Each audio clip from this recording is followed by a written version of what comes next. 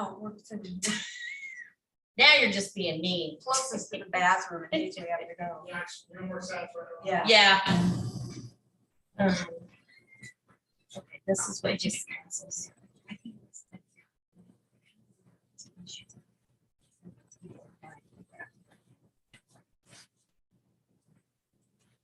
The house is.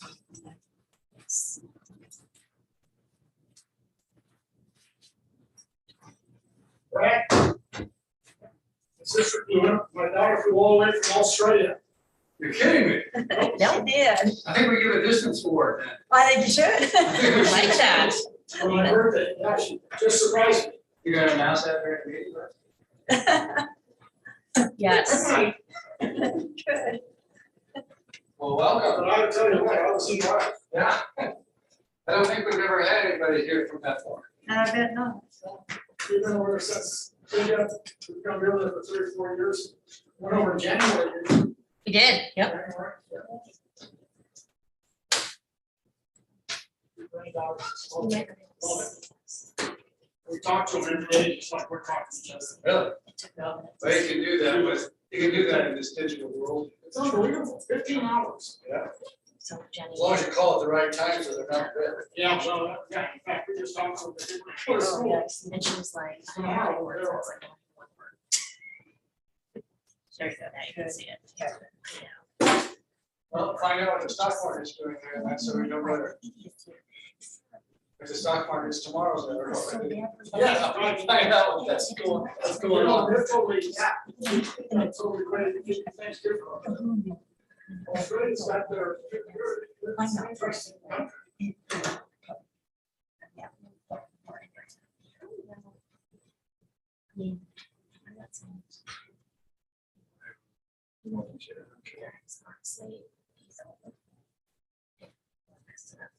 Now the people who have been quiet. I think that's why people are wanting to go a different person in more than Is that put in your email? even if it's somebody that wants. to- Yeah. Yeah, anybody would do that.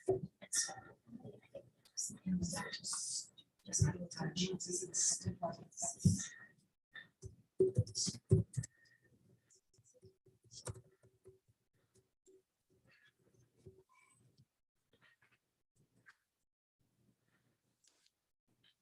Hybrid of what we used to have, or What's that? is this a hybrid of what we used to have, or you've been doing this for us? Yeah, I've been doing kind of these processes, but yeah. I kind of worked on some, getting this computer, was having to do some updates. So this one's taking me some time tonight, so.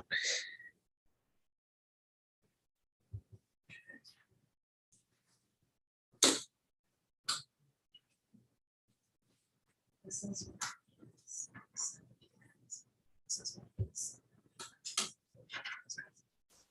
She wrote.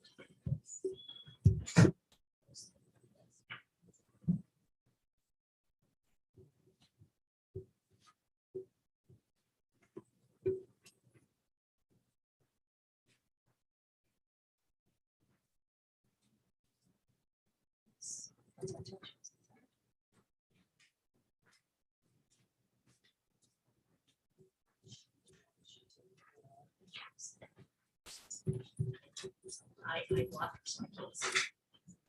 So then, so this is.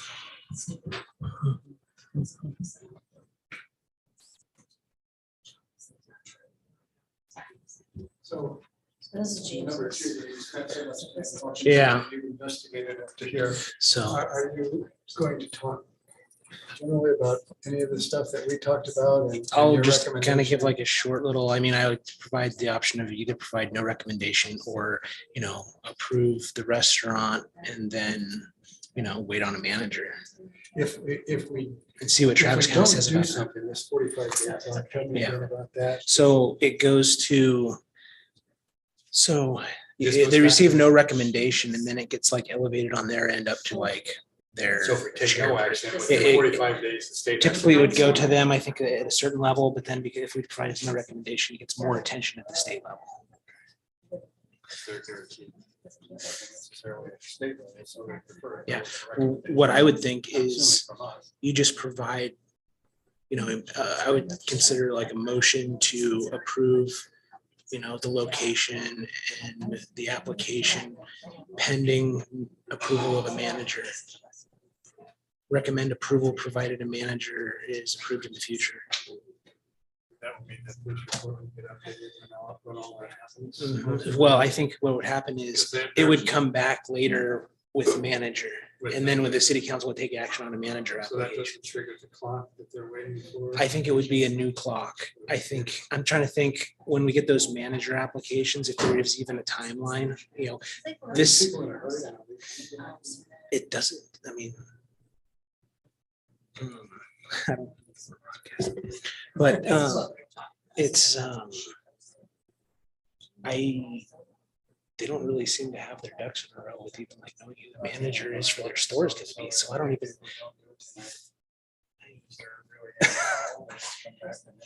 Do they have to reapply with the state? I don't know what that process is. They have to go through the process and pay their attorneys again and submit the stuff again. I don't know. Yeah, But stop trying to make it.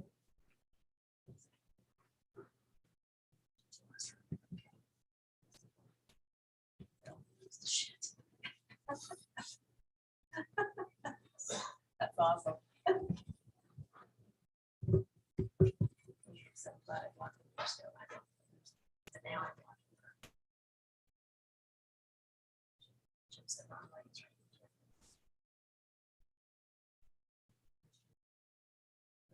So, she can't say anything bad because it's her nephew and she feels terrible. We didn't do that. That wasn't like. She's horrible. That's on her own page. It's not like. So then this is the same with yours. Your position. I know. Like, would you call it? She's not. She's not.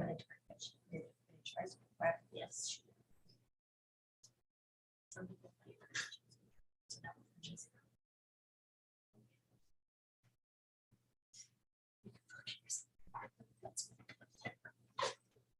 That's what she- But I like, I would be one of those, like, quit responding. It's not going to be. Jenny's like, "You understand this." We got supporters. Good, good. You can sit here with us if you want. or- Sure.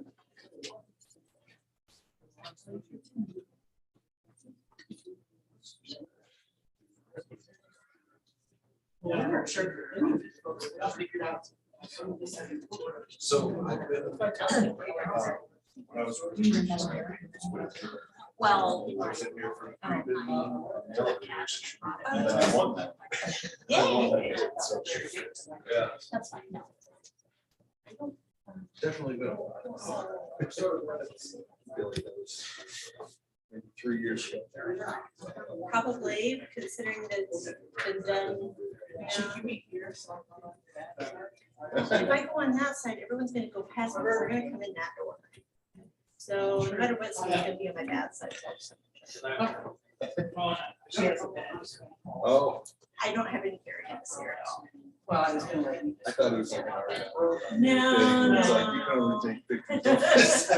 Yeah, no, not like that. No, they had several of my hearings. Oh, boy. Yeah, so it's, So I just learned. and anyone to my left, I can hear that there's noise, but I can't tell what What, it is, yeah. Yeah, you lose that downward effect. Sure. And if she's on the phone, I can't talk. Yeah. Yeah, I'm not gonna. And that's a nice one.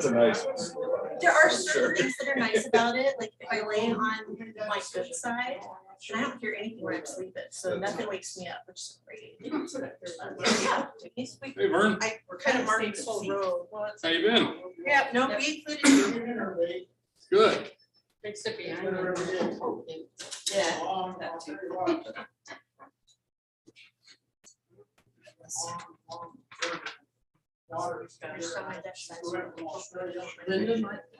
That's a long flight. I made that flight before, that's long. 30-something hours. Yeah. We're in Australia. I like accuracy. Yeah. You're getting there. We're Yeah. over 50%. Yeah. Oh, are you really? Oh. 6 days into 14-day pack. And there's still some people who have some work to do. So it's good. Yeah. It's good seeing you here. Hey, how are you? It is. And I have to say, I'm busy administratively. Yeah. And not doing all of it, but like last night I worked, yesterday I worked 7 AM to 9 PM. Yeah. And I stayed in the evening and did some of the packing process with it. So that it got done. So it worked out really well.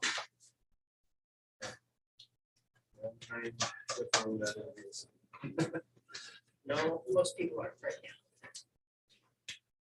Spreads. That's good. So Yeah. it's happening. Well, we have really good camaraderie. We have really good support from the community. We've got folks giving us food. Yeah. Never turned down snacks. Yeah. Oh, yeah. And great support from the folks. in the city. We got our IT problem worked out, so I was on the network to be on the work it out. Because it wasn't working twice. It worked for Dan, but it didn't work for me. And I said, "Oh, I have no problem." And we still don't know why it works. But it does. That's all that matters. When you get to a point where it works out, you just stop and say. Because all right, Jeremy had to come over and he logged into the computer and then I logged in. And it worked. That was the only thing we did different. Who knows? Something about magic. Whatever it takes. You gotta have enough space up there. We'll have, we have about a quarter of space in the library. So they, the two librarians have figured out what they're bringing. We have storage for the rest. That's one of the items on the agenda.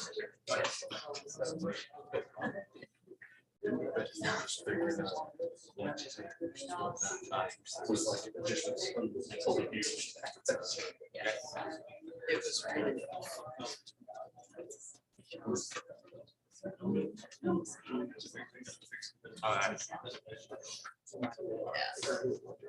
The computer system let's check it out.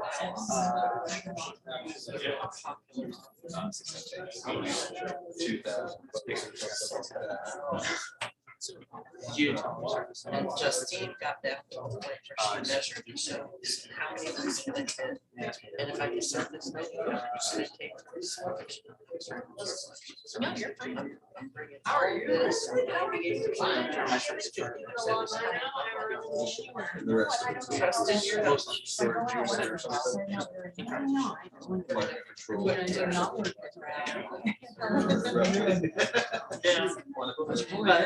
The stuff that.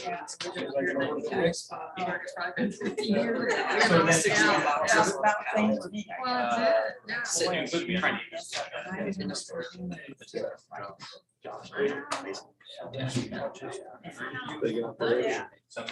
Yeah, they're perfect.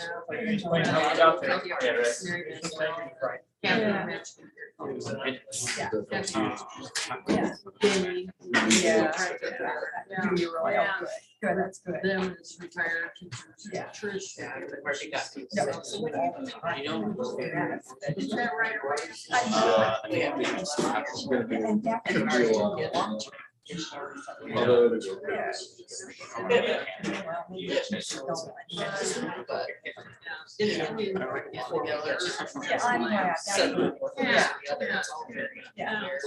Yeah. I see Emily and Yeah, you'll you'll be not set. too much else. Wasn't there, right? We're gonna. And how that gives us time to get. Yeah, I'll work it where we want to have it. You'll have, you'll be both. Yeah. Well, I'm gonna come by everybody. Because no one's ever finished this project on this. I figure I'll just steal somebody's heart out. Because I try to help. Yeah. Yeah, I just. I just. I want to make sure. I think so.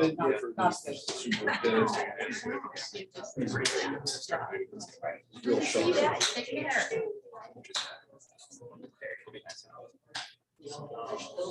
I think so.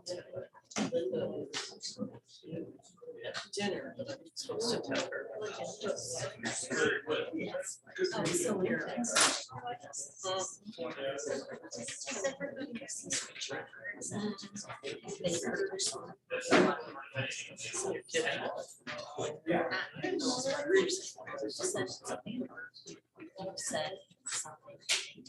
Yeah, we don't have.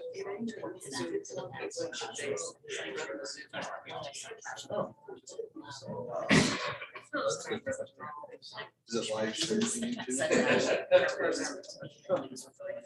works.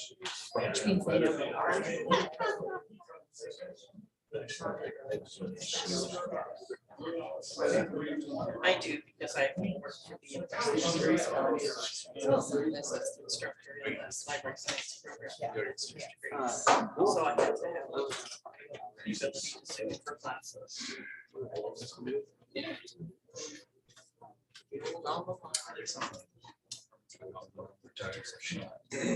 Oh, yeah. Yeah. Yeah.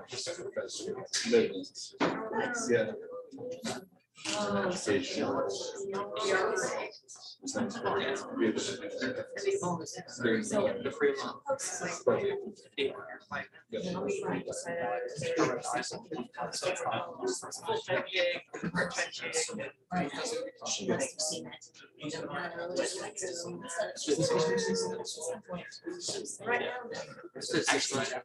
Yes.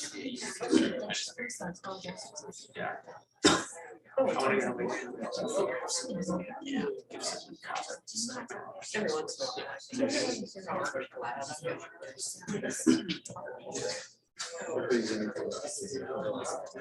So. We're gonna be.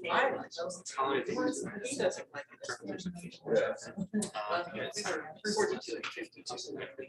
And I think he had enough of it. Yeah.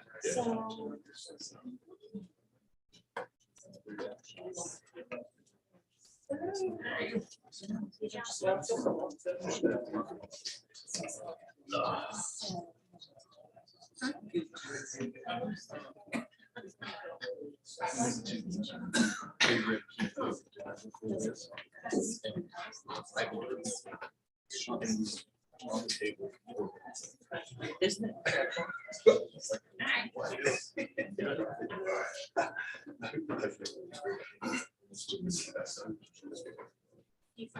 They are pretty standard. Farmer.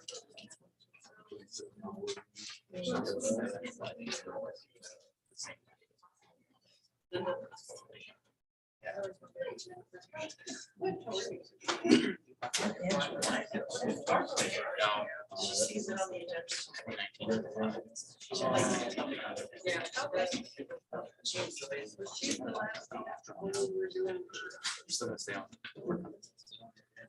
You were. She sure could have done. I think she was.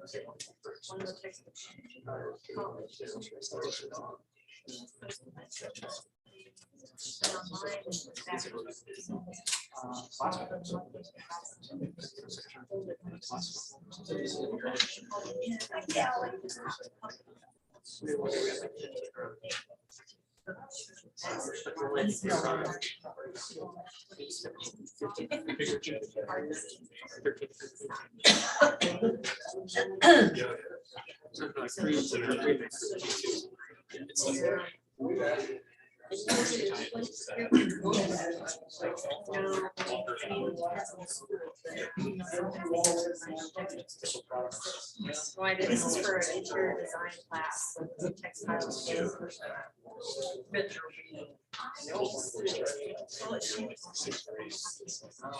Certain programs. Yeah. 3 months now.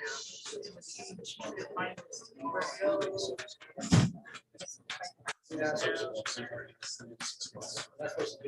Dan, I'll get 90% of those questions. Yeah, I got them. So I just got those last two. And I started working here. I'll get them. So I got those. I'm shooting that in 39 seconds. Yeah.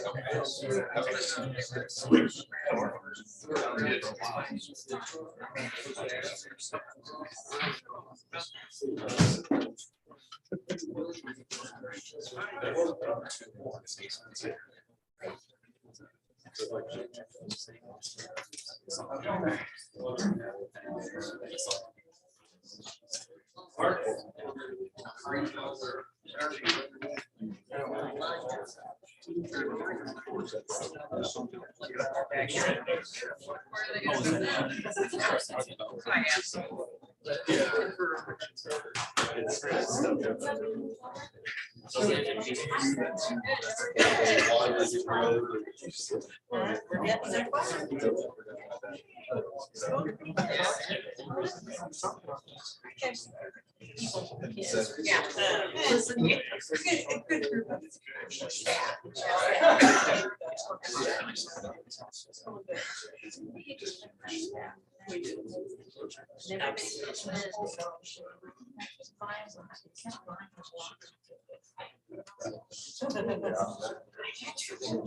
Jeez. Wouldn't that be great? Yes.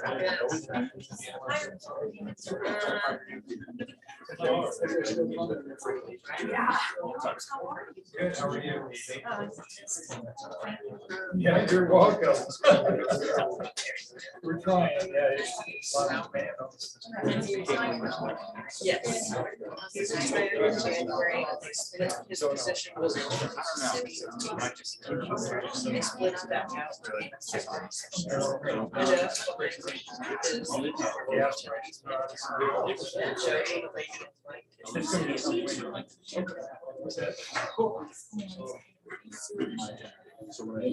Yeah, I know. Thanks. Oh, yeah.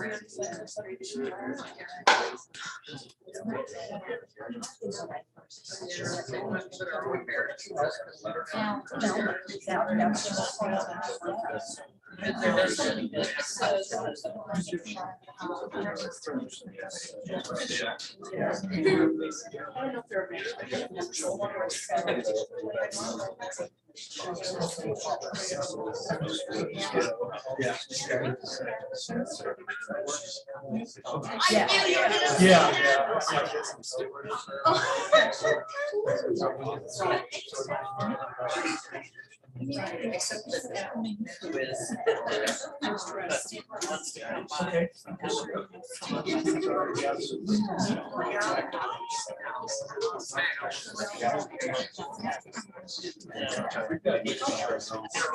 Oh, that's not the right one. Awesome. Yes. They didn't know yours. Yeah. You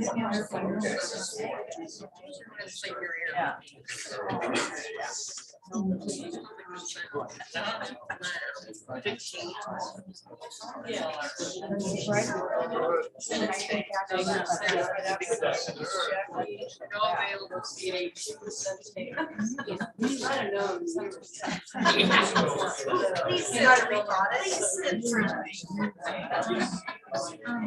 Let somebody be good, you know why? That's no fun. 2 weeks. John.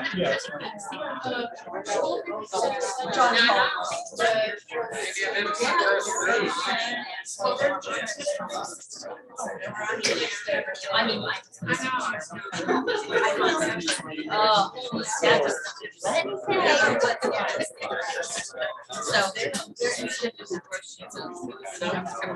Whatever I just.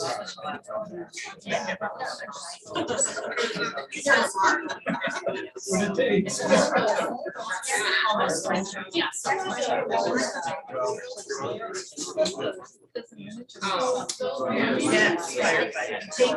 it. Because I just didn't. Yeah. That's really. Yes. Yes. It's very important.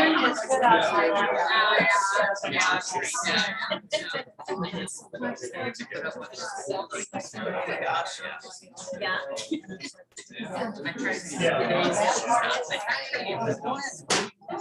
I know, that's hard.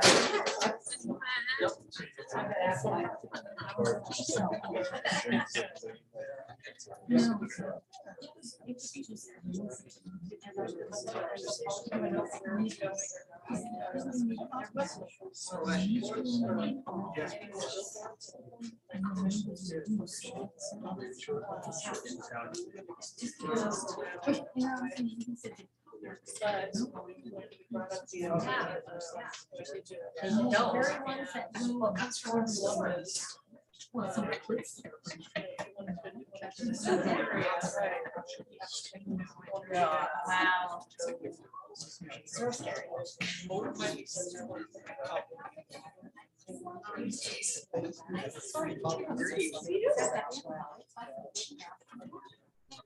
Yeah.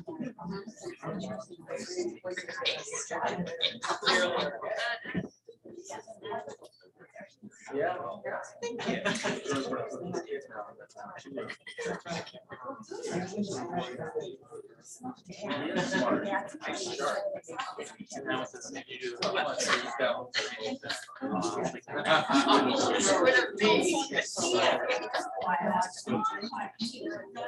Yeah, so.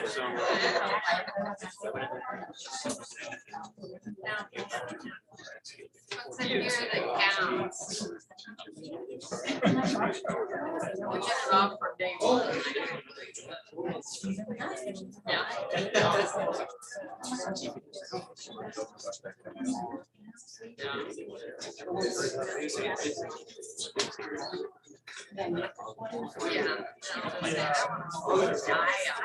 I'm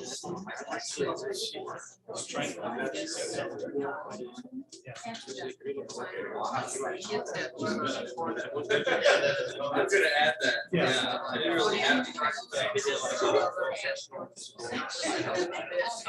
Or that's what. And.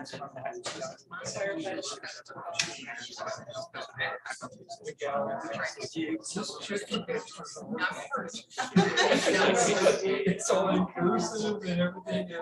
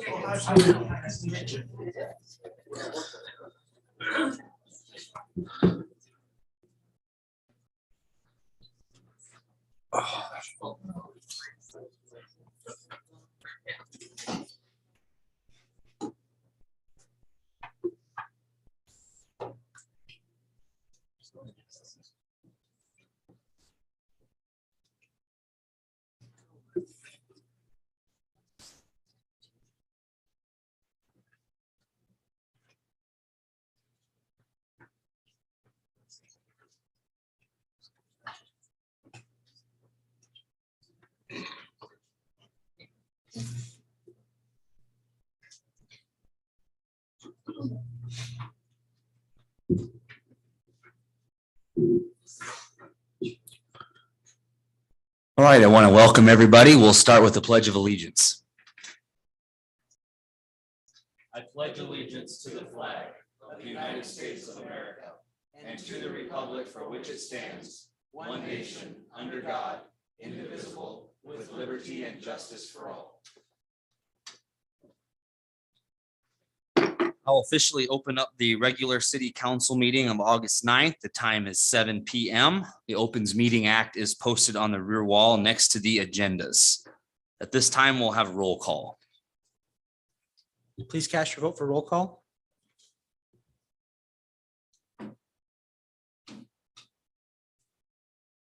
Eight council members are present, Mayor. Okay. Item 1 is a motion to adopt the current agenda for the August 9th, 2022 regular meeting. And take any changes to the agenda or a motion to approve. Councilman Gibson. I'll make the motion to accept the agenda. Okay. Councilman Legband, I'll second. cast your votes.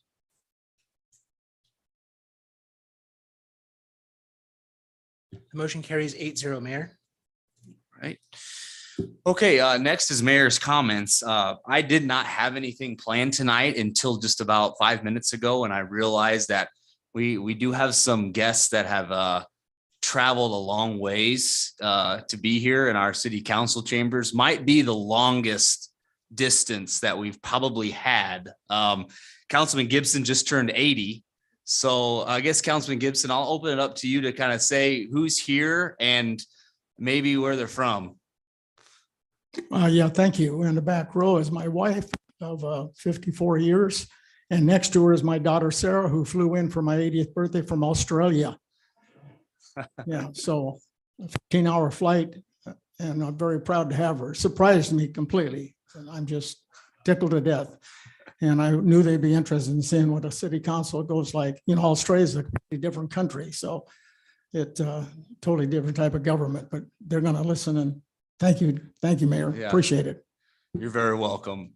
Yeah, there you go. It's round of applause for that. All the way from Australia. Welcome to Fremont, Nebraska. So glad to have you, and happy birthday, Councilman Gibson, on 80 years. So, all right, we'll move on to public hearings. Item 2, resolution 2022-134, class IK liquor license application of VI Opco LLC doing business as Village Inn at 1110 East 23rd Street. Of staff report. Mayor and council, thank you. This item is set for a public hearing. It was noticed in the Fremont Tribune on July 29th, 2022. Just some backup information on this application. We received a positive recommendation from the planning department with regards to the location, but unfortunately, the police department and myself, we were able to get a hold of the proposed managers so that the police department could do a background check. And so as a result of that, a recommendation would be not to provide a recommendation at this time until we receive additional information. You may have the option, and Travis, our attorney, might be able to provide some additional guidance on this, potentially approving, subject to receipt of a manager application or approval of the location and then the manager at a later date. So. Yeah, thank you, Tyler. Travis Jackout, city attorney. It would be almost a conditional approval upon manager filing a subsequent application and then a police department approval of the background check. But also no recommendation is a viable option as well. I wouldn't recommend a straight up approval in this instance, however. Okay, any questions for our clerk or our attorney on this item? Councilman Yerger?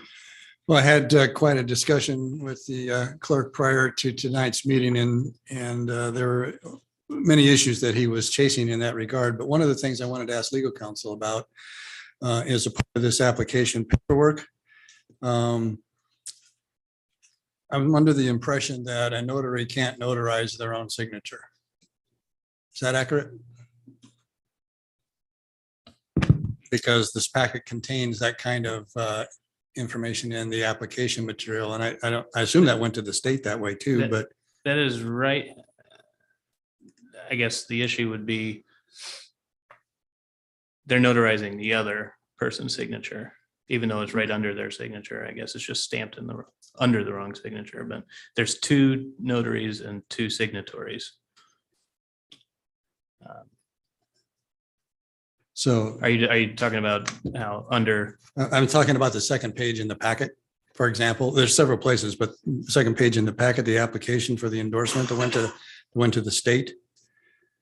Looks like the contact person is different from the signature of the authorized licensed representative, and then they notarize themselves. Yeah. Let's see.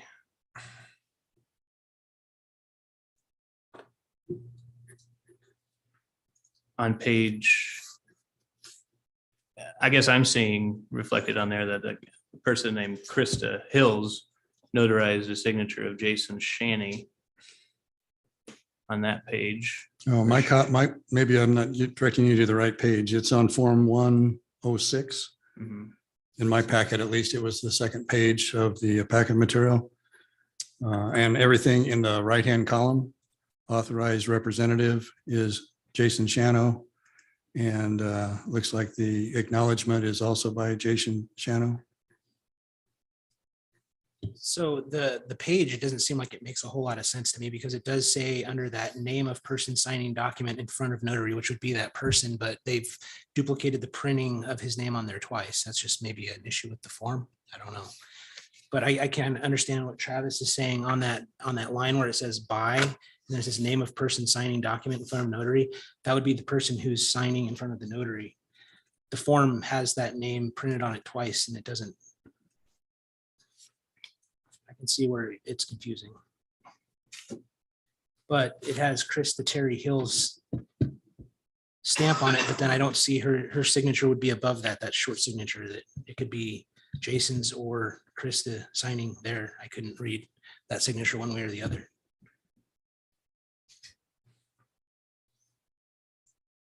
I assume the applicants aren't here. I don't think we had no luck getting a hold of any of the applicants, the Hennepin County, the managers.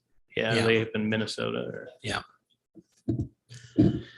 I contacted the attorney with Lathrop and Gage, and it had subsequently went to another attorney, and I left a message and I didn't get a call back. So roadblocks.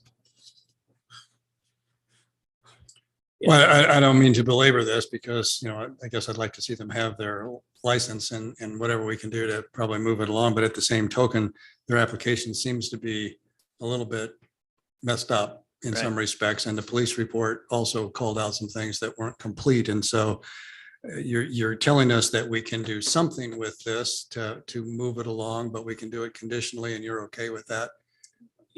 Conditional upon the police department approval after a background check, once they file a new manager application. If you have issues with the way the application was filled out itself, we could ask them to fill out a new application. That would mean they'd have to go back through the state and start over essentially. Correct. I don't know what the timeline for all of that is, and I don't know how big of a hurry they're in. But I just wanted to make sure if we're putting conditions on here, we're getting fixed what we want and need to have fixed. Yeah. If that's a critical issue, then we should address it. If it's not, I'll leave that up to you. Yeah, thank you. I would, the police department issue is a critical issue, but the notarial sign is not. Okay, thank you. Okay, any other questions for staff? Okay, I'll open the public hearing. Seeing no comments, I'll close the public hearing. Any additional comments from council? Or I'd take a motion in regards to this item. Councilman Legband? If there's no more comments, I would like to make a motion to approve resolution 2022-134 on the condition that we get the police report and whatever else, Travis, you said we needed to get. Yeah, follow up managerial application. Councilwoman Ganem, Second that motion. cast your votes.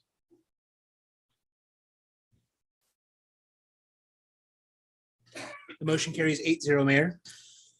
Moving on to the consent agenda, all items in the consent agenda are considered to be routine by the city council and will be enacted by one motion. There will be no separate discussion of these items unless a council member or a citizen so requests, in which event the item will be removed from the consent agenda and considered separately. Any items to be removed from the consent agenda by staff, council, or the public? Councilman Yerger. I would like to have items 11 and 12 removed for discussion, please. Okay, any other items from council? Any items from the public?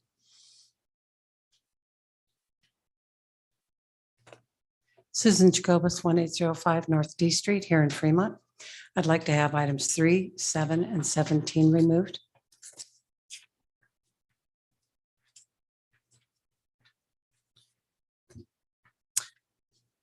Okay, if there's no other items, I take a motion to approve the consent agenda items 4 through 6, 8 through 10, 13 through 16.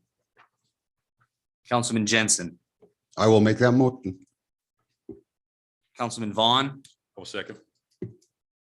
cast your votes.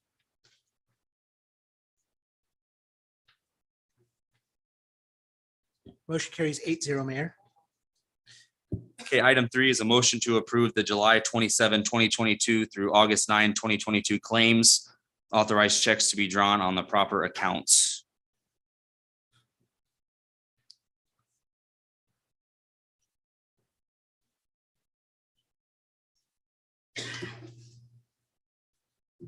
Susan Jacobus, 1805 North D Street here in Fremont. I just had a few questions, it was page 11 of your expenditure report. Don Simon is on there as being paid $1,200, not an issue, but I was aware that we had contracted and had been working with an outside inspection firm. So I just wondered what work had been performed or when.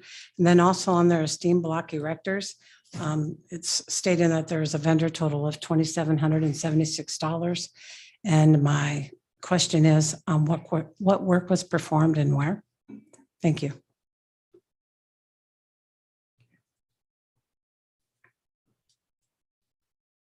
Okay. Any questions from council? Councilman Yerger? Just an observation before, I guess I would ask if the finance director could respond to those two questions that were just posed, and we clear those up tonight. I wanted to make mention of the fact, I think we've done this before, But we're being asked tonight as a part of the claims approval to pre-authorized amounts that are not known, but will be on the council's claims approvals at the next meeting. If I'm reading Mr. Goebel's report correctly, this is because our meeting next falls at the end of the month and they wouldn't be able to get the claims paid in time to get them into August business, I assume. So not only the amounts are unknown, the payees perhaps maybe are unknown, but we're giving you the right to pay those and they'll be on the next report. Is that correct? Could you elaborate on that? The staff report that we have is one that we provide every city council meeting. Is there one in particular? I'm just looking at the top of this because we're going to pay claims on August 31st at the next meeting. Yes. And so notice is being given in our packet material. I think that that's going to occur. And so we're giving you, in essence, pre-authorization to make those payments, even though now we're just approving claims for this round. But we're also giving you permission to write those checks in advance of our meeting on August 31st, because if you wait to do that, you won't get them out in August. That is correct. A lot of those that are on there are like direct deposit, our employees' payroll, any kind of withholdings related to that payroll. Yeah. If there's any kind of state income taxes or sales tax, excuse me, that would have to be paid in, or if we have any other contractually obligated items. Just wanted to make sure that everyone was clear that that's what we're doing tonight, because there aren't any amounts associated those, but we are granting permission. So do you have answers to what Mr. Simons is working on? I know he had some specific contract duties, and I know I had inquired that he hadn't billed us in the past for much, but I knew he was working. And so do we know So what he's those, working? rather than inspections, they were more of a plan review, and that was worked through June 4th of 22. This is Jody Sanders, City Administrator. This comprises all of the work that Mr. Simon did for the city from the time he left in November until June. And they were residential plan reviews. Okay, and the other one relative to Mr. Steenblock's construction work. 1 second, please.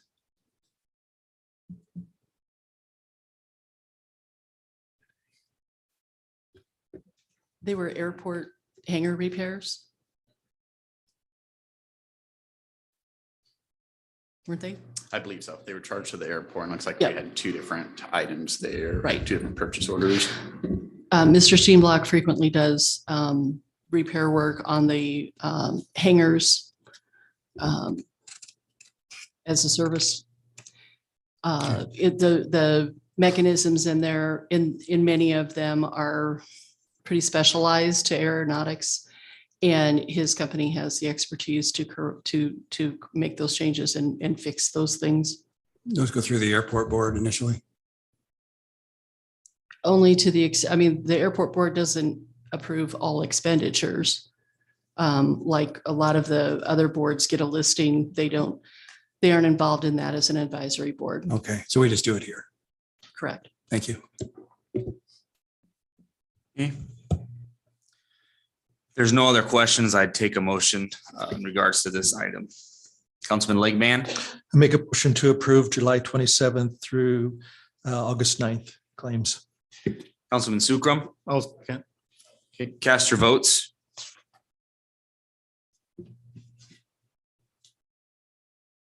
Motion carries 8-0, Mayor. Moving on to item 7. I'm very excited tonight to bring forward 2 new appointments to the Airport Advisory Committee. Tonight we have Kirk Deers and Dave Mitchell. Both are very long-standing citizens within the city of Fremont. Both care deeply about our airport and the future of our airport. I did include paragraph from Mr. Deers, as well as a letter from Mr. Mitchell explaining their interest and willingness to serve. Again, in our boards within the city, these are volunteer positions. So I just thank their willingness to give of their time to the city. Take any questions? Any comments from the public?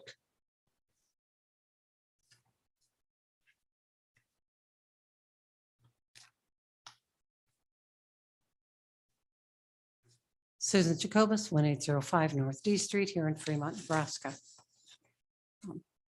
One of my first comments is going to be, we have more than 51% female population here in the city of Fremont. We have less than 23% membership on any boards and committees. And also, when you go to make up committees and boards and groups, you need to be able to attend them. And on the airport advisory board, it has been very sparsely attended. Our own council representative has attended one meeting out of the past 7. And I appreciate that Councilman Jensen has attended a supermajority of them. So thank you. And that said, you also have another member that attends none of them. Not one meeting in the 7 months since January forward. I could look farther back, and that was sporadic, in 2021. And that needs to get looked at.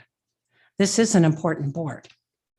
It's important to the city of Fremont. It's important to our businesses. It's important to the taxpayers. And that said, it's the taxpayers that support the majority of the expenses on the airport themselves and the improvements.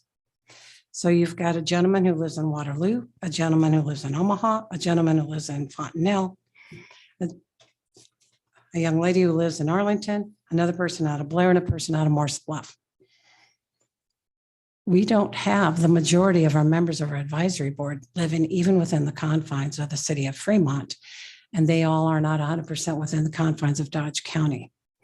And that was rather disappointing to research that and find out. But kudos to the advisory board, because they do limit their members to 2 terms and they have to take a term off. And that's something that is important so that you get new blood and new interest in. And there are people that have been interested in this board particular. So while I'm not going to denigrate or deny any kind of support for those 2, Mr. Deers and Mr. Mitchell, from being members of this important board, they do both live in Fremont. And I would anticipate, because of their interest in Fremont, that they will support it and attend meetings, unlike our own council member and unlike Mr. McGillick. Please take that in consideration in the next meeting and appoint 2 new people to the board as well. Thank you.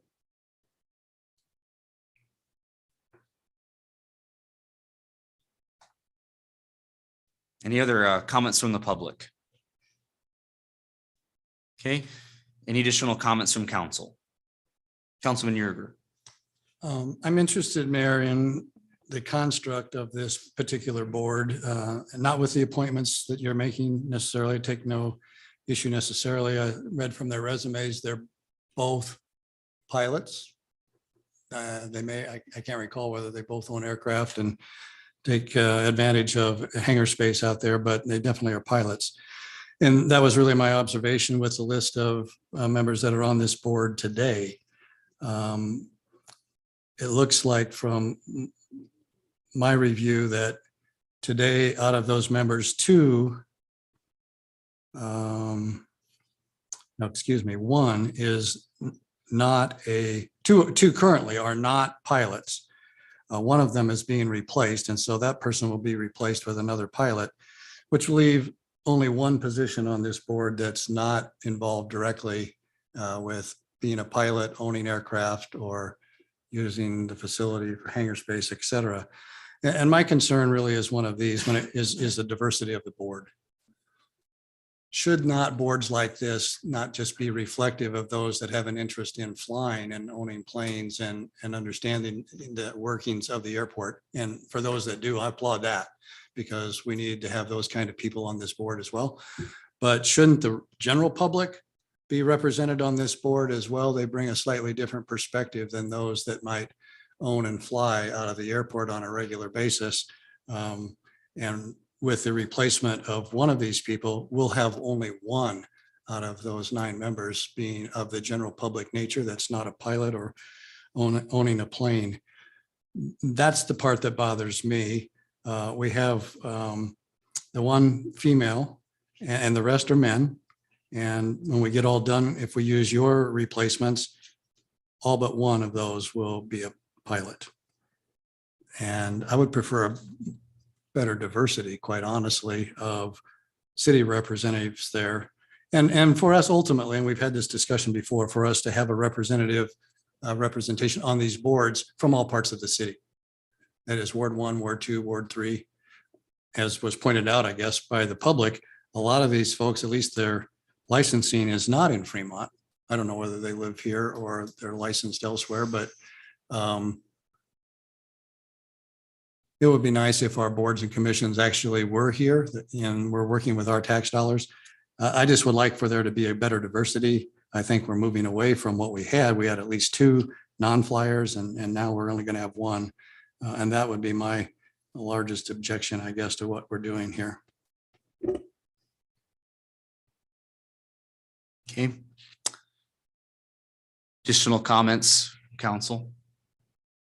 Again, this item is to appoint Kirk Deers and Dave Mitchell to terms on the Airport Advisory Committee, 2 very qualified and willing members to serve our community. Councilman Legman. I make a move to approve the recommendation, and I'd like again to applaud and thank them for taking these volunteer positions. It's not always easy to get city people or volunteers to come in and volunteer their time and effort to go to these meetings all the time. So I want to thank them for doing that, and I make a motion to approve the recommendations. Councilman Gibson. I would second that motion. Cast your votes.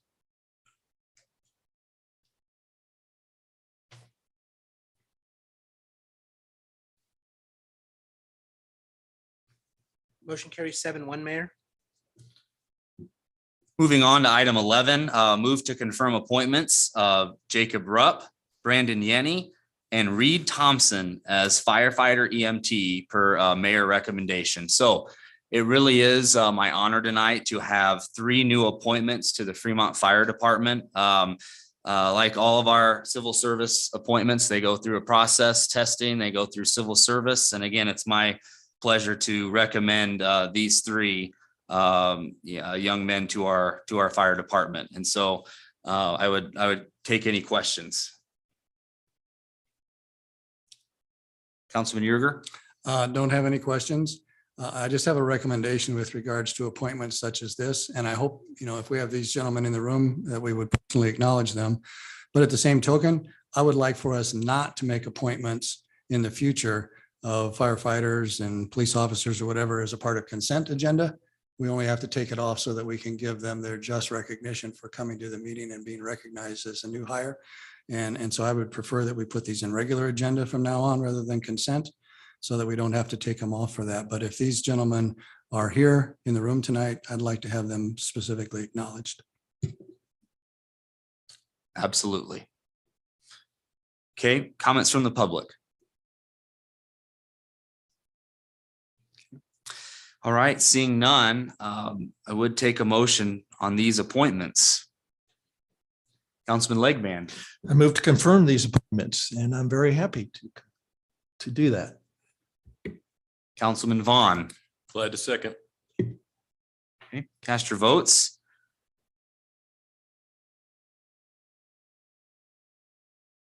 Motion carries 8-0, Mayor.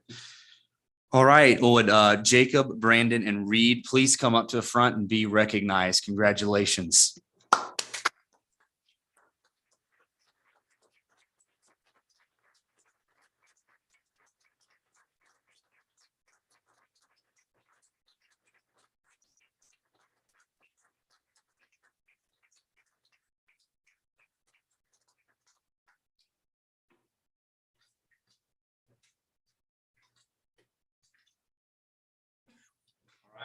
Thank you, families, for being here too.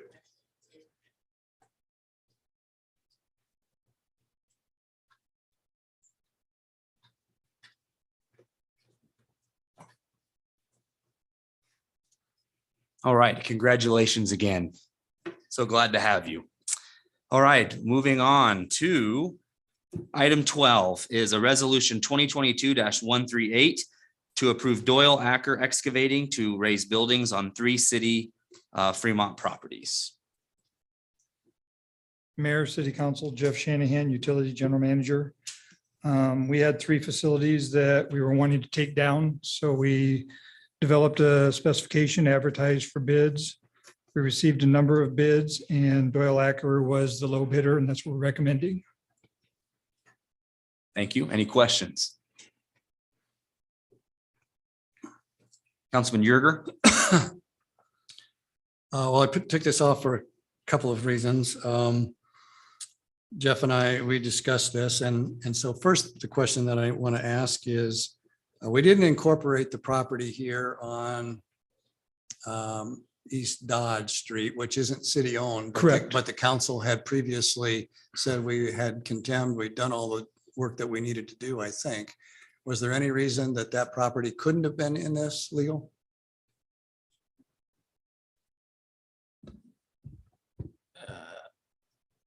Your question is, why are we only demolishing 3 instead of 4? Yeah, why didn't we include that one, which we already ruled on, has gone through all the requisite stages to be demolished?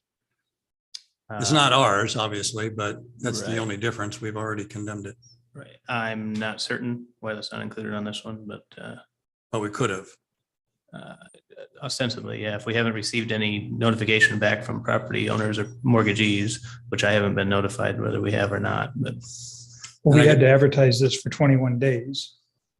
So we've been out for like 3 weeks. I don't know when this would all happen. Yeah, so we can do it at your next earliest convenience, I guess. The other question I had for, I guess, both you and legal with regards to the contracting.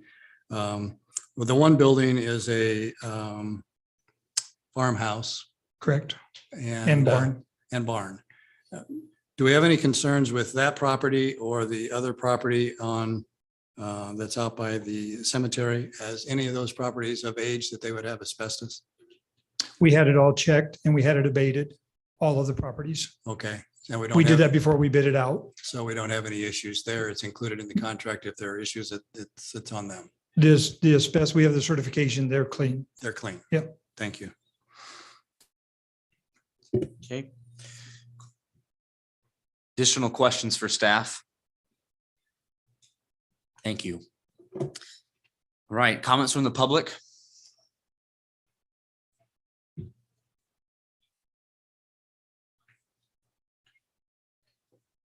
Susan Jacobus, 1805 North D Street here in Fremont.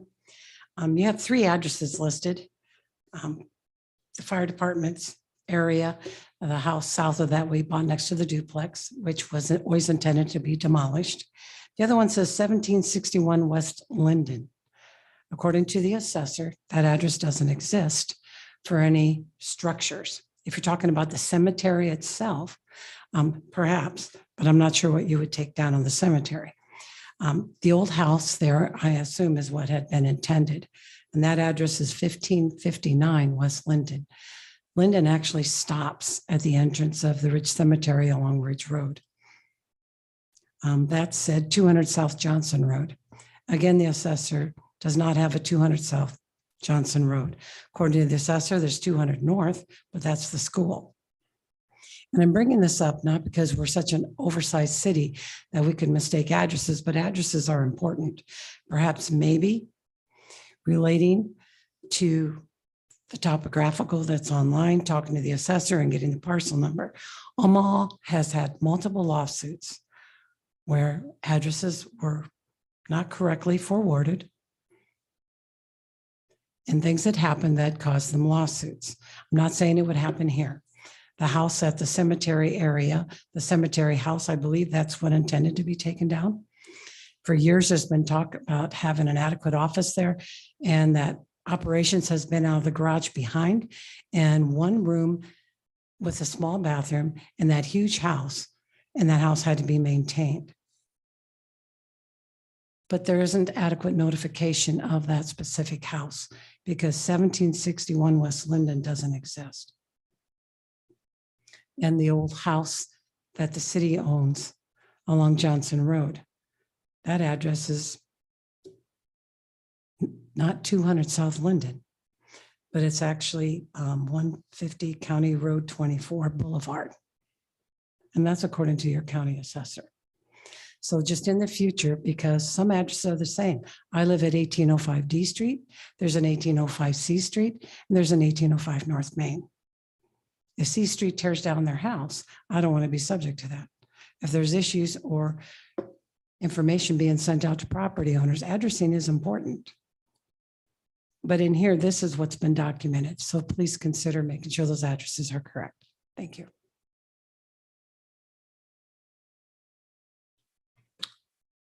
Any other comments from the public? Okay. Seeing none, any additional comments from council? Councilman Yerger? So in light of that, those comments, legal, are we better off if, and maybe the RFPs went out with the legal descriptions for these properties? I don't know if the contract specifically put in the legal descriptions of these properties rather than the addresses. Would that give the city better legal foundation with regards to if there's any confusion on the addresses? We certainly don't want to tear down the wrong place. I don't know. That's true. And I don't know if we necessarily do that. The problem would be the notice procedure. We should have notice with the proper address on there. I have no clue whether these addresses are correct as stated in the resolution or not. Maybe Mr. Shanahan can speak to that with regards to the RFP or how we actually circulated this to the bidders relative to what they would be tearing it down if they went out to inspect. I don't Yeah, know. there were bidders that went out to inspect. I know that. I'm pretty sure, I can't speak for the Linden and the North Union specifically, but we had one of our employees at the plant actually lived on that 200 South Johnson Road, and I'm pretty sure that's what his address was. I'm not sure about the county road number and that's in the courthouse, but it may be all lumped together now as Department of Utilities property rather than the old Coing Farm, because it's adjacent to the gas turbine. And all that property was bought together when we built the turbine site.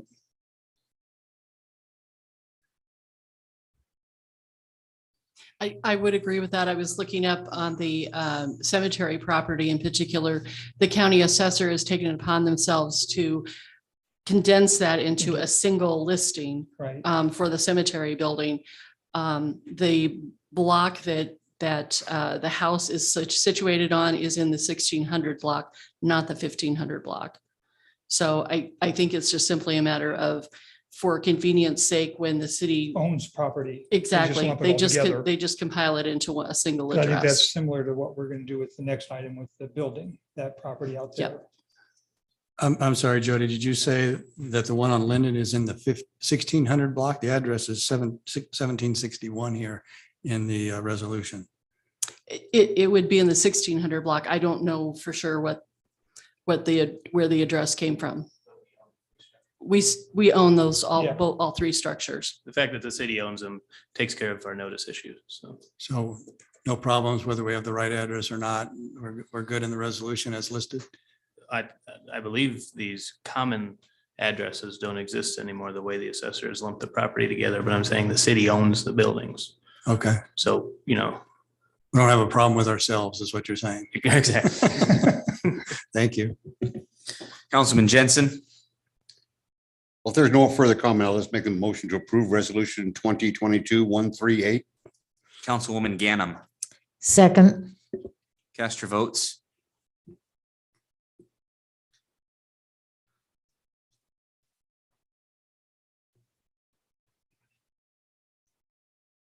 Motion carries 8-0, Mayor. Moving on to item 17.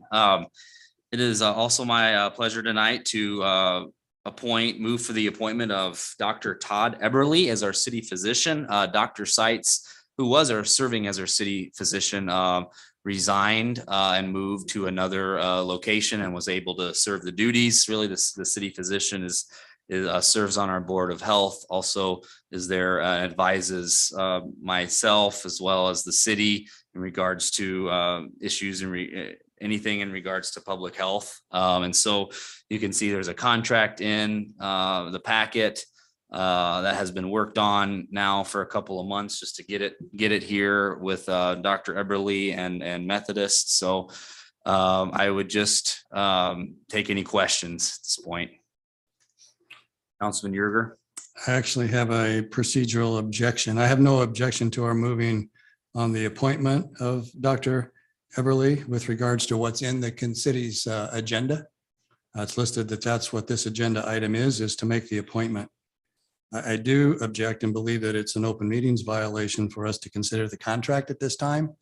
That was not in the agenda item that's listed here. Could and should have been maybe. And in the past, we just recently had 2 officer appointments, the city administrator and the utilities general manager. Both of those positions were separately appointed and then had a separate agenda item to discuss, review, and approve the contract. I don't know why we're not doing that here. But since the agenda item 17 only discusses the appointment, I believe that that's the only matter that we can attend to tonight is the appointment, and the contract would have to be taken up at a next meeting. Yeah, that's correct. Accept the appointment first, then the council will approve the contract. Right, at another meeting, not tonight, because it's not on the agenda. Well, It says move to appoint. oh, I see what you're saying. Yeah. The and- agenda itself doesn't The agenda explicitly. itself does not expressly say what we're attempting to do here relative to the contract. And Nebraska 84-1411 specifically says our agendas have to be specific. Reasonable advance notice to the public is aware. And, of what's and going on. the public doesn't have to go into the packet to find what we're talking about. So the only thing the public would know is that we're going to appoint a physician tonight, and we should tend to that. I'm fine. But the contract itself, because that's not mentioned in the item 17 agenda item, and in the previous 2 that we just passed within the last several months, the city administrator and the utilities manager, both of those took 2 agenda items. One to do the appointment, which we did first, then the contract came second. I'm just suggesting city physician needs to follow the same pattern, and we didn't put that in tonight, and therefore it has to be considered at the next meeting. Yeah, I'd agree with that. Approve the appointment tonight, contract at the next meeting. Thank you. And I just want to clear the record. I mean, any intent, there was no intention to not, no, it was just, we were working on the contract and the appointment, and it wasn't like we, didn't do something on purpose here. So, I mean, I just want to make that clear. I mean, but we'll do whatever the procedure is. And Mayor, one issue was just facilitating getting the finalized version of the contract. It was just running up against deadlines on that. So okay, that would be our department. So we will approve the appointment tonight and do the contract at the next meeting. Yes, Mayor. And that's our department's problem with not getting that correctly on the agenda. Okay. Okay. Any comments from the public?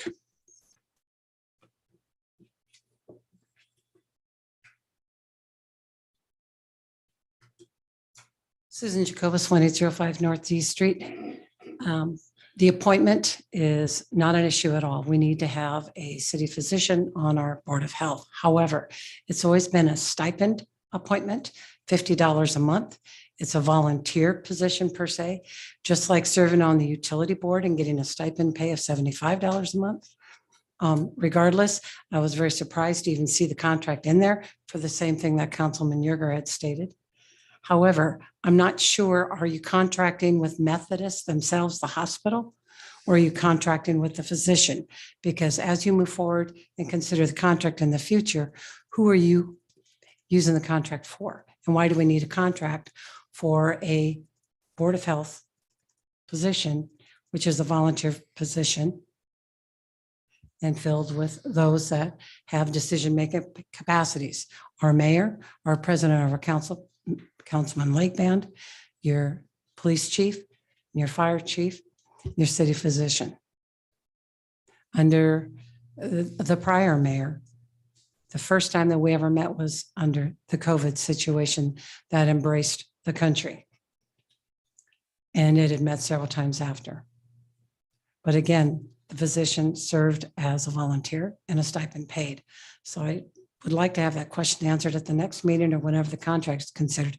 Why are we getting contracted with Methodist Hospital? Thank you.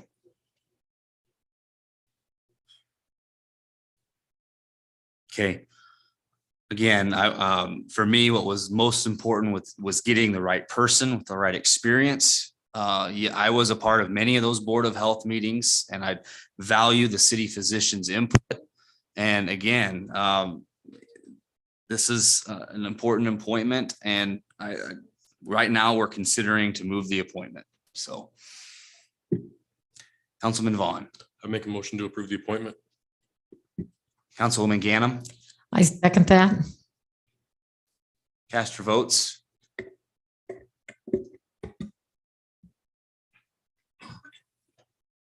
Motion carries 8-0, Mayor. Moving on to unfinished business. Ordinance 5622 approving change of zone from SC Suburban Commercial to AR Auto Urban Residential on properties generally located between Bell Street, Military Avenue, A Street, and C Street. This was final reading. Good evening, Mayor, members of the City Council, Jennifer Dam, Planning Director. As the Mayor mentioned, this is the third reading of this ordinance to change the zoning generally for the properties east of City Hall to Bell Street, between Military and 8th, from commercial to residential. We've talked about this quite a bit in the past two meetings. I would be happy to answer any questions. Councilman Lakeman. Nope, sorry. Okay. Any questions? Okay, thank you. Comments from the public? Okay. Seeing none, take any additional comments from council or a motion to hold final reading of ordinance 5622. Councilman Gibson, I will make that motion, make the final reading. Councilman Yerger, Second that motion. cast your votes.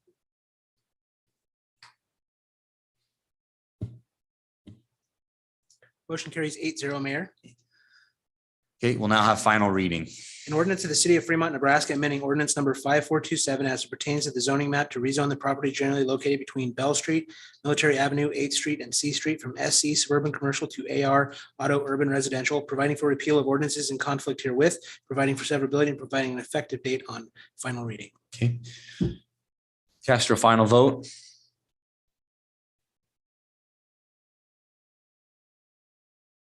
Mayor, the ordinance is approved 8-0. Item 19 is ordinance 5623 to approve voluntary annexation of Copperhead subdivision generally located at the northwest corner of West Military Avenue and Business Park Drive. Mayor, members of the City Council, Jennifer Dam again. This is the third reading on the annexation. I would be happy to entertain any questions. Questions for staff? Thank you. Comments from the public? Okay, seeing none, I'd take a motion to hold the final reading, the annexation. Councilman Yerger, I'll make a motion to approve ordinance 5623 for the voluntary annexation of Copperhead subdivision, final reading. Councilman Sukram, I'll second. cast your votes. Motion carries 8-0, Mayor. We'll now have final reading. An ordinance of the city of Fremont, Nebraska, annexing by voluntary petition property generally located at the northwest corner of Military Avenue and Business Park Drive, Dodge County, Nebraska, and extending the corporate limits to include said real estate, providing for repeal of ordinances in conflict herewith, providing for severability, and providing an effective date on final reading. Okay, cast your final vote.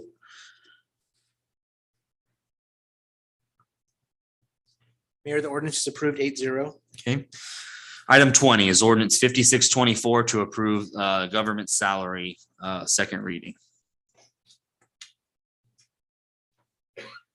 Good evening, Jennifer McDuffie, Director of Human Resources. This would be the second reading of the salary ordinance for the city side. We have the same information as before. The IFF and AFSCME contracts have a 3% increase, and those contracts FOP is 3.5.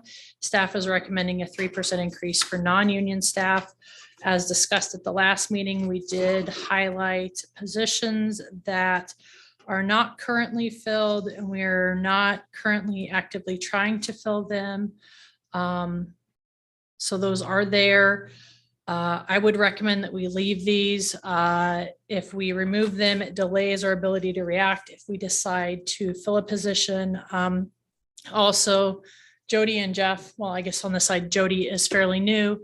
I know she's looking very hard at our staffing and how we want to be staffed for the future and the future of the community. So I would recommend giving her an opportunity to kind of figure out what direction she wants to go before we start removing options for her that would take 3 meetings to fix. So happy to take any questions. Okay. Questions? Councilman Jensen. I worked on several contracts during my employment and we always had jobs that we weren't performing, hadn't performed, kind of fluctuated back and forth, but we kept the positions on paper. So we had a starting point. Once our needs changed, I think it's pretty obvious the needs of Fremont are going to change at some point. Is that's kind of the standard operating procedure here, hasn't it been? That's what we've done in the past, and that's basically my recommendation today. Any other questions? Okay. Councilman Vaughn. I do have one thing, and it relates back to a topic we've already covered, and that would be the city physician that he's listed, or that person is listed in this list of pay rates at $50 a month. And it sounds like we're going to be amending that. We could if you, no, never mind. We could, if the contract is approved, we could.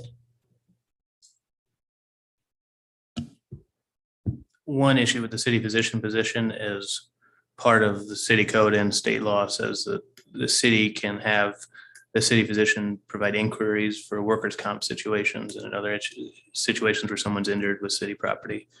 So that's that's involved with the contract. That would be separate from the salary, I guess. Thank you.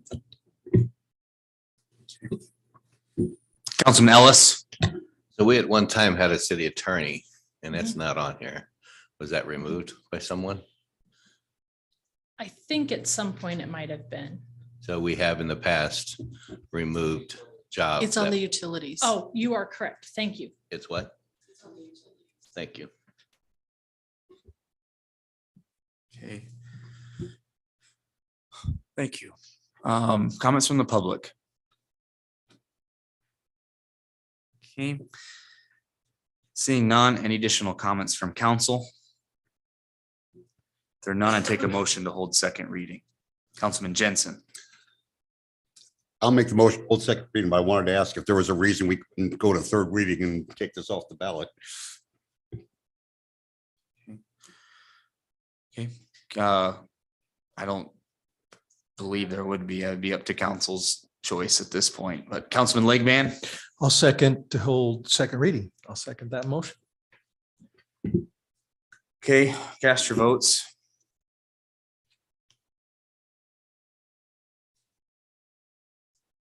Motion carries 8-0, Mayor.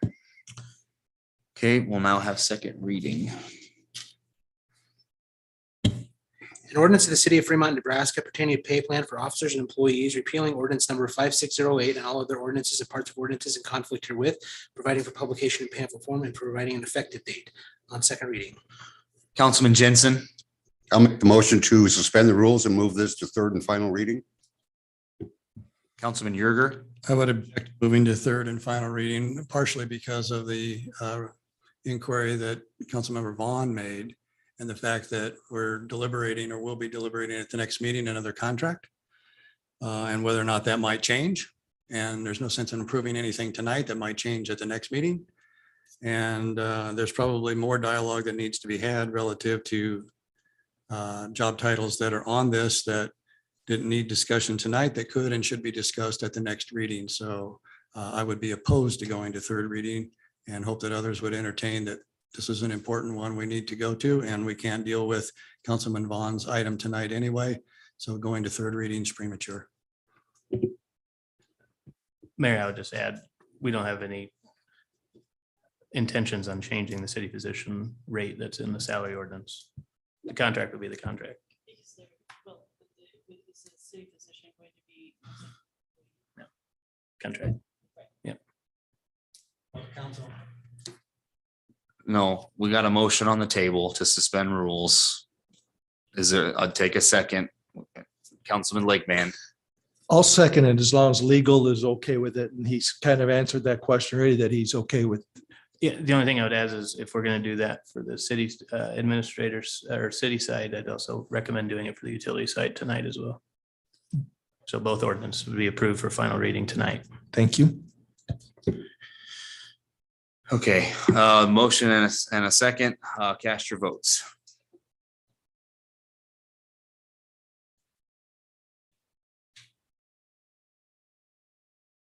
Motion carries 6-2, Mayor.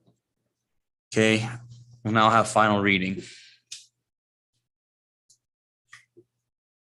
An ordinance of the city of Fremont, Nebraska pertaining to pay plan for officers and employees repealing ordinance number 5608 and all other ordinances and parts of ordinances in conflict herewith, providing for publication in pamphlet form and providing for an effective date on final reading. Cast your votes.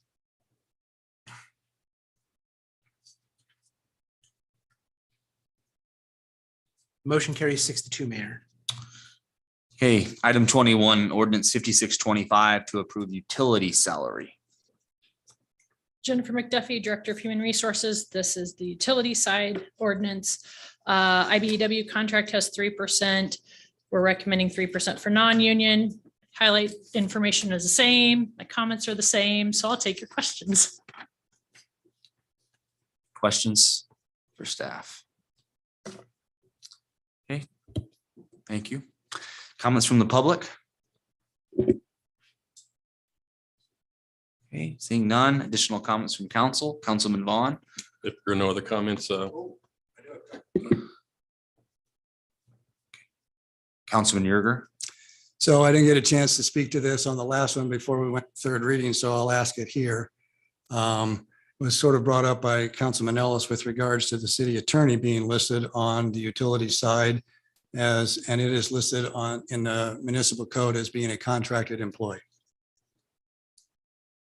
My assertion would be that contracted employees don't belong in the city ordinance. They're controlled by contract. Just as legal said a moment ago with regards to the administrative salary ordinance, no problem with leaving in the salary for $50 a month because we'll be controlled by contract. So it's the contract that prevails. If contract prevails, we don't need to list positions that by city code are specifically identified as going to be hired by contract. And all of those, in my opinion, then should be scrubbed as not necessary because the contract will prevail. So in this particular case, just as Councilman Ellis suggested, the city attorney position, which is not hired outside council as you are, this is inside city council as an officer of the city, is not a position we are filling. We haven't filled it that way for some time. And if we did, it would be by contract. Therefore, it doesn't need to be on the STEP program. Was that a question or? It's a statement and a question. Right. I believe it should be removed for the reasons that you just stated earlier on the prior item, that contracts control. And if contracts control, then they don't need to be listed on the STEP program. Yeah, the way that the city attorney is hired, same thing with the way the city physician will be hired is via contract. Having the salary ordinance in there remaining, I believe, is so that if in the future the city transitions to a salaried city attorney, that you wouldn't have to go out and do array studies. You already have it in there. My guess is you'd have to go out and do an array study regardless, because we haven't done an array study on the city attorney. And I'm assuming we're not paying a consultant to do an array study on a position that we don't fill on a regular basis and haven't for years. And I'm assuming that all these highlighted ones that HR, I hope, would say, well, we don't ask the consultant to opine on changes in the values of jobs that we don't post because we're not filling them. That would be a waste of city taxpayer funds to do studies on those kind of jobs.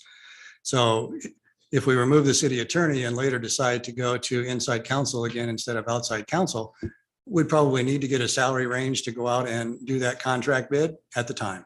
So there's no harm, no foul to be removing these at this time because they're controlled by future contract and who knows when that will be. And I guess what would be the point of removing it at this time? To ensure no conflict with regards to any contract provisions that we might write, because if this is posted this way and you go out and have to have a different study relative to hiring an attorney in the future, then this will be void. We'll have to change the salary ordinance at that time before we could approve a contract that's pending because it doesn't fit this array anyway. So the better thing is to just not have it in the array until we need it.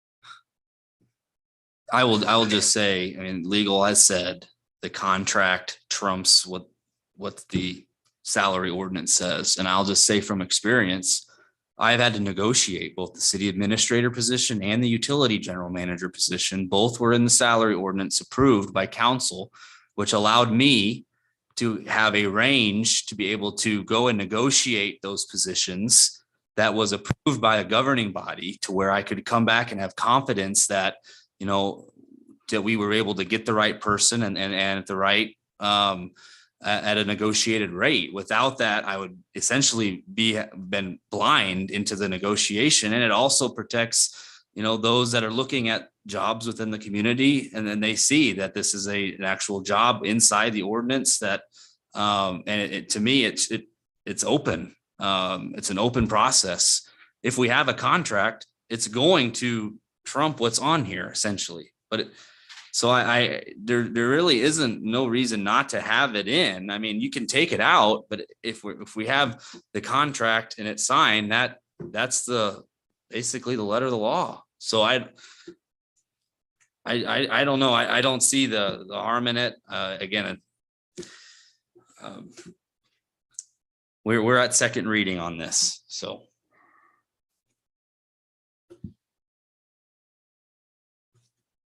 Councilman Yerger. Make a motion to amend ordinance 5625 to strike the city attorney position before second reading approval of ordinance 5625. Okay, is there a second? Councilman Ellis? I'll second that. Cast your votes.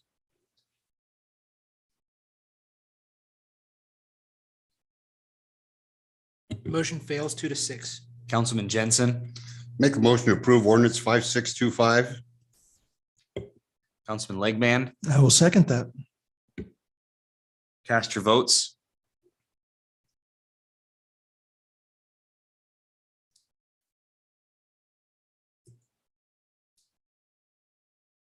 Motion carries 8-0, Mayor.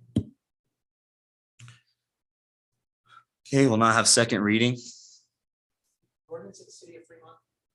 An ordinance of the city of Fremont, Nebraska pertaining to pay plan for officers and employees, repealing ordinance number 5613 and all other ordinances, parts of ordinances in conflict herewith, providing for publication in pamphlet form, providing effective date on second reading.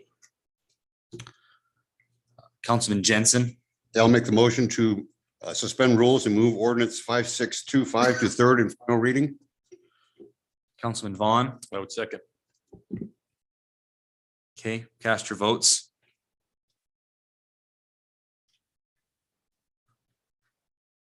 Motion carries 6-0, Mayor. 6-2. 6-2, I'm sorry. 6-2. Okay, have final reading.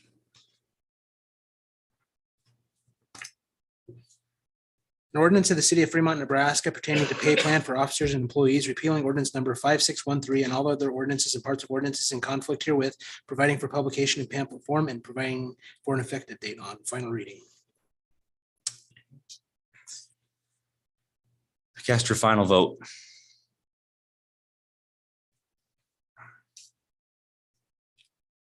Ordinance is approved 6-2, Mayor. All right, moving on to item 22, receive update on creative district project.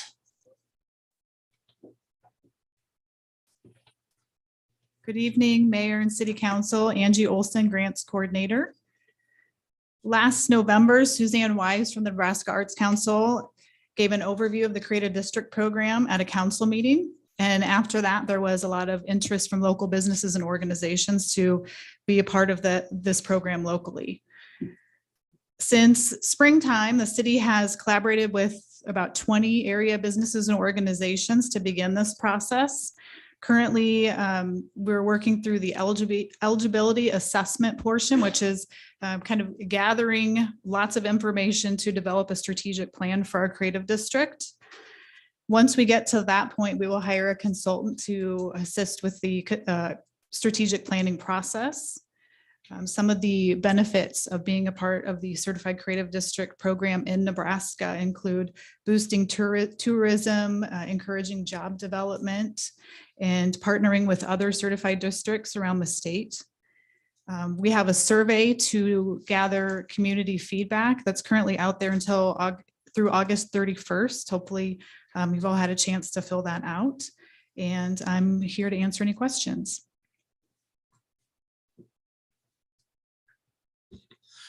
Councilman Ellis?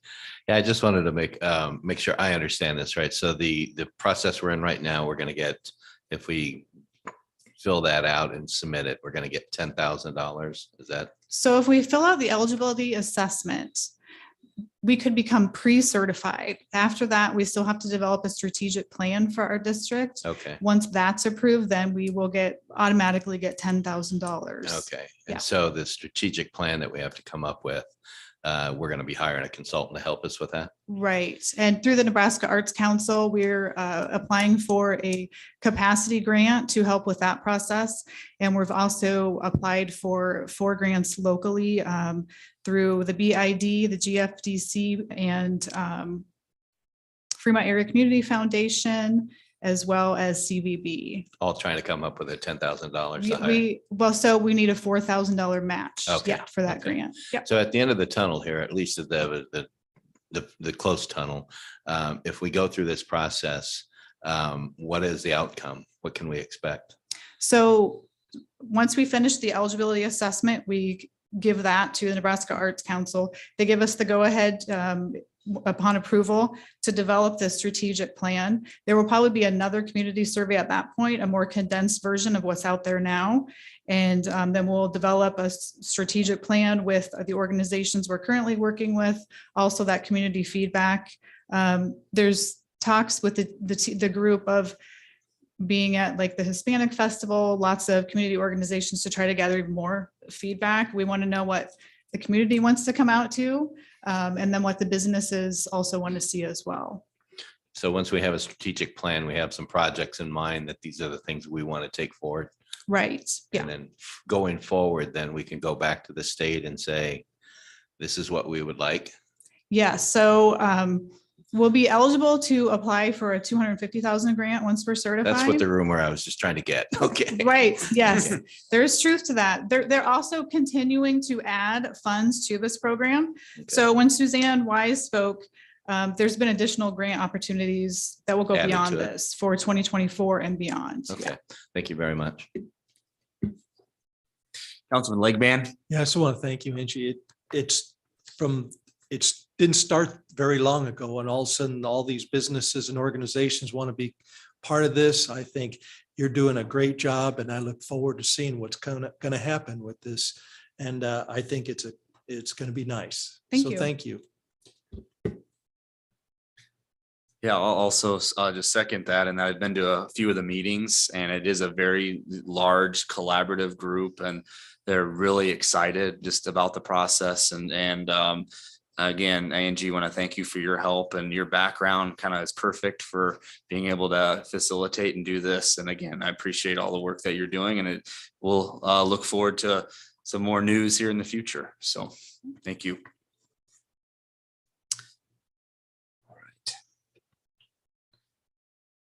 I would take a motion to receive the update. Councilman Gibson, I will make that motion to receive the update. Councilman Yerger, Second. cast your votes.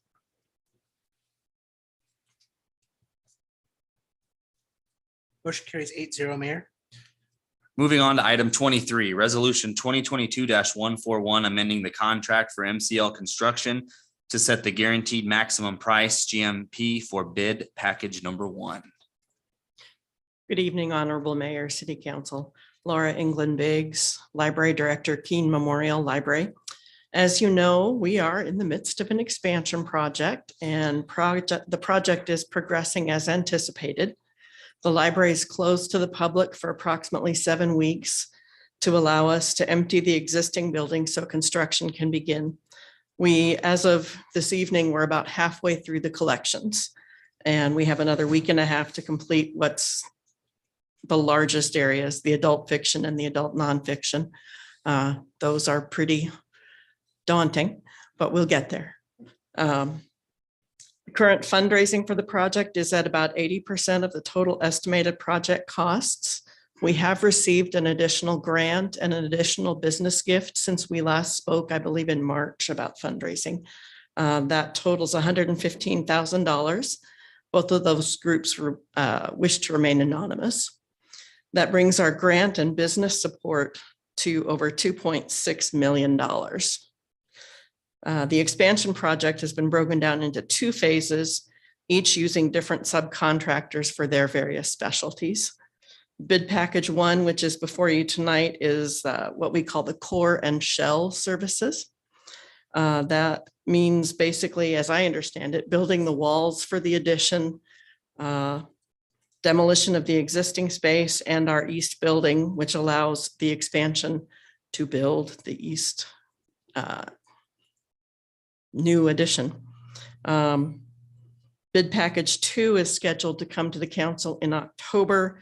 That encompasses finishing the interior, putting up the new walls to create the new spaces, and finishing the parking lot and landscaping.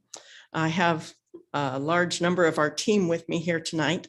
That includes Bart Thompson from Rainwood Development Partners, our owner's rep, and then Brent Sewing and John Vaughn from MCL Construction. John is the person who does the bidding, I believe, if I remember. So if you have any specific questions, I will be deferring to those gentlemen.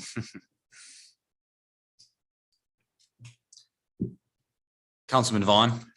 So with current fundraising at 80% of goal, my rough math put that about 1.8 million short. Am I in the ballpark? Approximately. Do we have a contingency plan in place for what we would scale back or reduce or do differently if that would fall short in any capacity? At this time, we are looking at all the options. Some of those options include repurposing existing furniture rather than replacing desks or tables and chairs out in the public area. We've already made some reductions in the design, reductions in square footage to take care of that. There's a makerspace in the design, which may be empty for a while. There are some projects like that that we could fundraise a little easier by saying, hey, got a makerspace for $150,000. I'll put your name on the door. Those kinds of things. Councilman Gibson. Yeah, I just said, there's probably those very good citizens out there just waiting to hear if we're going to have a shortfall. I guarantee we have a great community here that will make our goal. Just want to bring that up. It's happened before. We've got great community, good givers. What my team has also told me in other meetings where we've brought this concern up is there are folks who wait for the fencing to go up and the first shovel to hit the ground. And when they see that it's going, they come forward and they put their money where their mouth is. And they support the project that they've believed in, but they just weren't quite there. Yeah. And just speaking with Rainwood and just going through this process, normally projects will get started, at maybe even 70-75%. I mean, we're right on schedule with where we're at. I mean, we have a year basically left here within the build process. And then, so that's essentially kind of where we're at this point. But yeah, Councilman Jensen. Yeah, I just want to echo what Councilman Gibson said, that we've got good people here. We've got our business leaders and other members here in town that have made our YMCA the Class Act one of the best in the world. So we've got the strong body part down. We'll get the strong mind part also. Thank you. Councilman Yerger. So just to follow up on Councilman Vaughn's question with regards to being short and what kind of adjustments, and you made some references to what you would adjust. I'm assuming that the adjustments would not be involved in scaling back this particular bid 1, where we're actually building the core structure exterior. We're going to build that. It's a matter of whether or not, if you have to, you won't finish or furnish some of the inside work in order to scale back, so that we could always expand, because we're building the outside. Right. The exterior as planned. is as planned. Thanks. Figured as much. Any other questions? So you did that all yourself. see? Wow.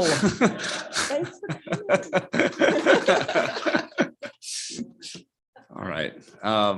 Councilman Vaughn. Motion to approve. Okay. Councilman Legband. Second that. Okay. Cast your votes. Motion carries 8-0, Mayor. Okay, item 24 is mayor item resolution 2022-144, authorizing the mayor to sign a lease agreement for storing library property and materials collections with General Self-Storage Bullsholt Engineering. Just to give background, we needed to get this on the agenda, so I added it on, was able to add it on Friday for Laura, and she can kind of speak to the item. So that's essentially why it's a mayor item. So Laura England Biggs, Library Director, Keene Memorial Library. As you just heard, the expansion project is going well. They're busily packing up offices and our collections. We have two groups of boxes. The first set of boxes is scheduled to be taken to the auditorium by firefighters on the move. Y'all approved that last time. Thank you. That will happen the week of August 22nd to the 26th. The other set of boxes needs to go into storage the week of September 6th through the 9th. Knowing that we're moving into a space that's approximately a quarter of the size of our library, we knew we needed storage. There needed to be some place to put the things we can't take with us, much as we would like to take everything. We contacted multiple local storage units looking for that space. 2 of them responded. We ended up with a 20 by 25 unit, which you see here, and the other unit or the other offer was 2 10 by 25s. So ostensibly the same space, but General Self-Storage Bullsholt Engineering had the lowest price. So should the expansion project extend past our 12-month lease, we would be able to renew either quarterly or monthly, depending on what the prediction for the finishing date is. And I would be glad to take any questions. any questions? Councilman Yerger. Not familiar with the storage facilities that you're looking at. I assume these are dry space. No concerns relative to you're putting book material and stuff in these storage spaces? That is correct. And so we don't have any dampness issues relative to storage? That is my understanding. They're not, probably not temperature controlled, but they're.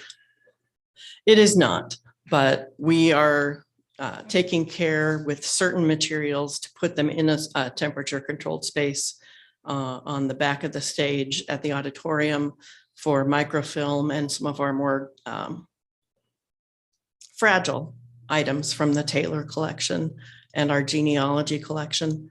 If they don't fit back there, we have another storage location, the house next to the auditorium, where we should be able to load those boxes. That was my next question. And will that be climate controlled or that's? Yes, like both of the stage and the house will be climate both of those controlled. are. Thank you. Yes. Any other questions? Thank you. Thank you. Comments from the public?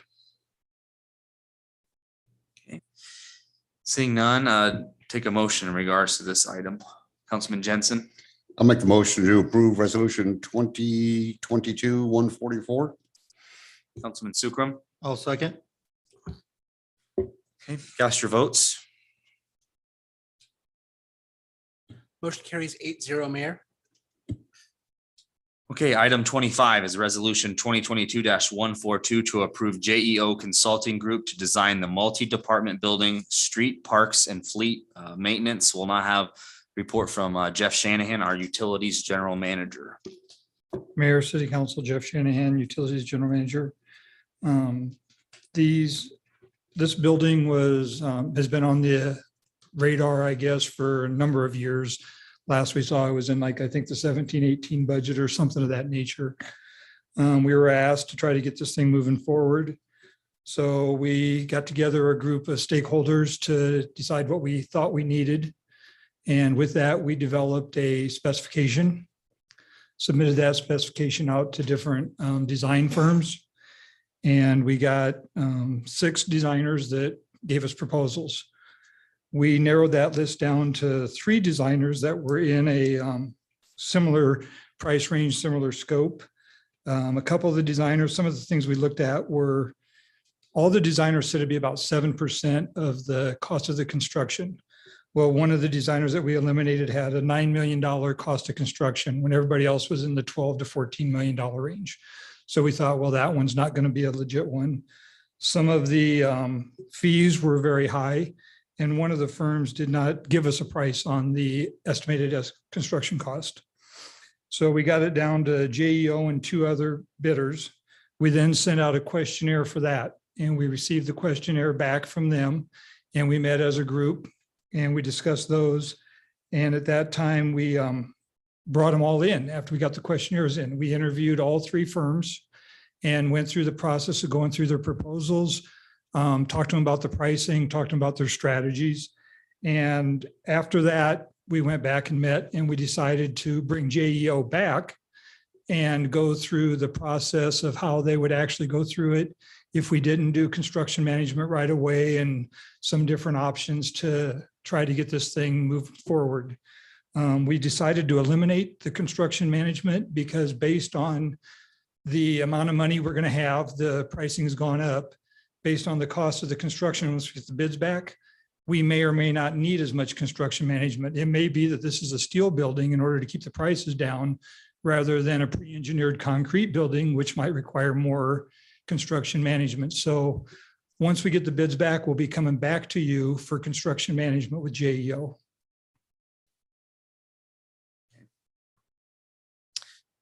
Questions?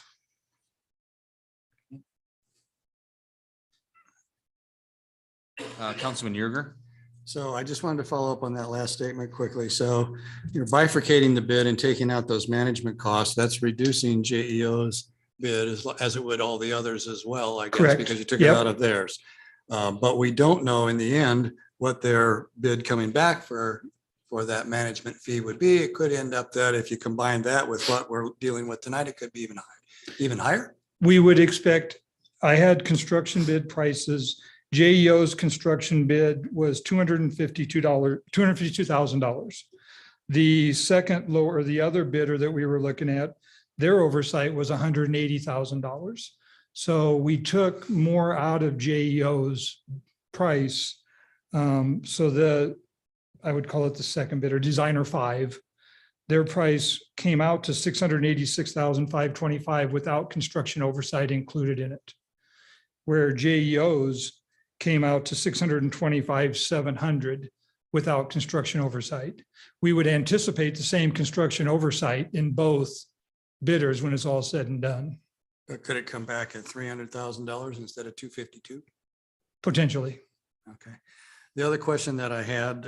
But we don't know the hours. That's just it. We don't know how many hours it's going to take. And, that's really, it's all based on hours. Okay. And I appreciate that you worked with legal to get some of that built into the resolution as we discussed. Thank you. Prior to the meeting. So thanks for doing that. The other question that I wanted to ask you though is all of these construction costs now are well in excess of what we originally contemplated at time of budgeting. My recollection of the budget, it was $4 million on the city side and $4 million on the utilities. On the city side and $4 million. So it was an $8 million project. Correct. It was going to be and split up. now we're 12 to 14 or $15 million. So we're getting close to having doubled the cost of this. And that drives up the fee that we are contemplating tonight with regards to the design work because it's a percentage of the construction. Well, cost. these fees are fixed with JEO at 650, whatever I said, that's 625,000. Those fees are fixed with them as long as we stay within the $12 to $14 million budget. Yeah, and my question is, but it would have been less. The fees would have been less if we had been building this building at $8 million as we originally budgeted. Understood. I was asked to build it this year. Yeah. So we're considerably over that. Where's the money coming from? Where's $6 million to do this building today when we just put the budgets in place with $8 million in September? Where's the $6 million come from if it's $14 million cost?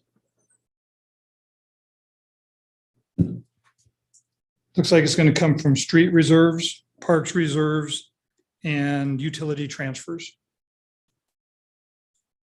So we had those kinds of reserves on the city side and utility side back in September. That we could expand this build. The decision is still the city council's. The idea is that we will have a design to determine exactly how much more the building will cost than it did when the $8 million was committed 4 years ago. 17, 18, I think is what Yeah. it was. And this is not to build it. This is to design it. That's all, I understand. yeah. I'm just trying to get some clarity as to, so we come back Right. with a design. It's going to be a design that's somewhere in the range of 12 to 14 or $15 million. It'll settle in there someplace, but it's going to be more than $8 million. Yeah. And as a result, the design fees, then what we would have put in the budget back in September, those are what we're looking at now. And those are higher than what we would have estimated at time of budget, because we were estimating them on $8 million.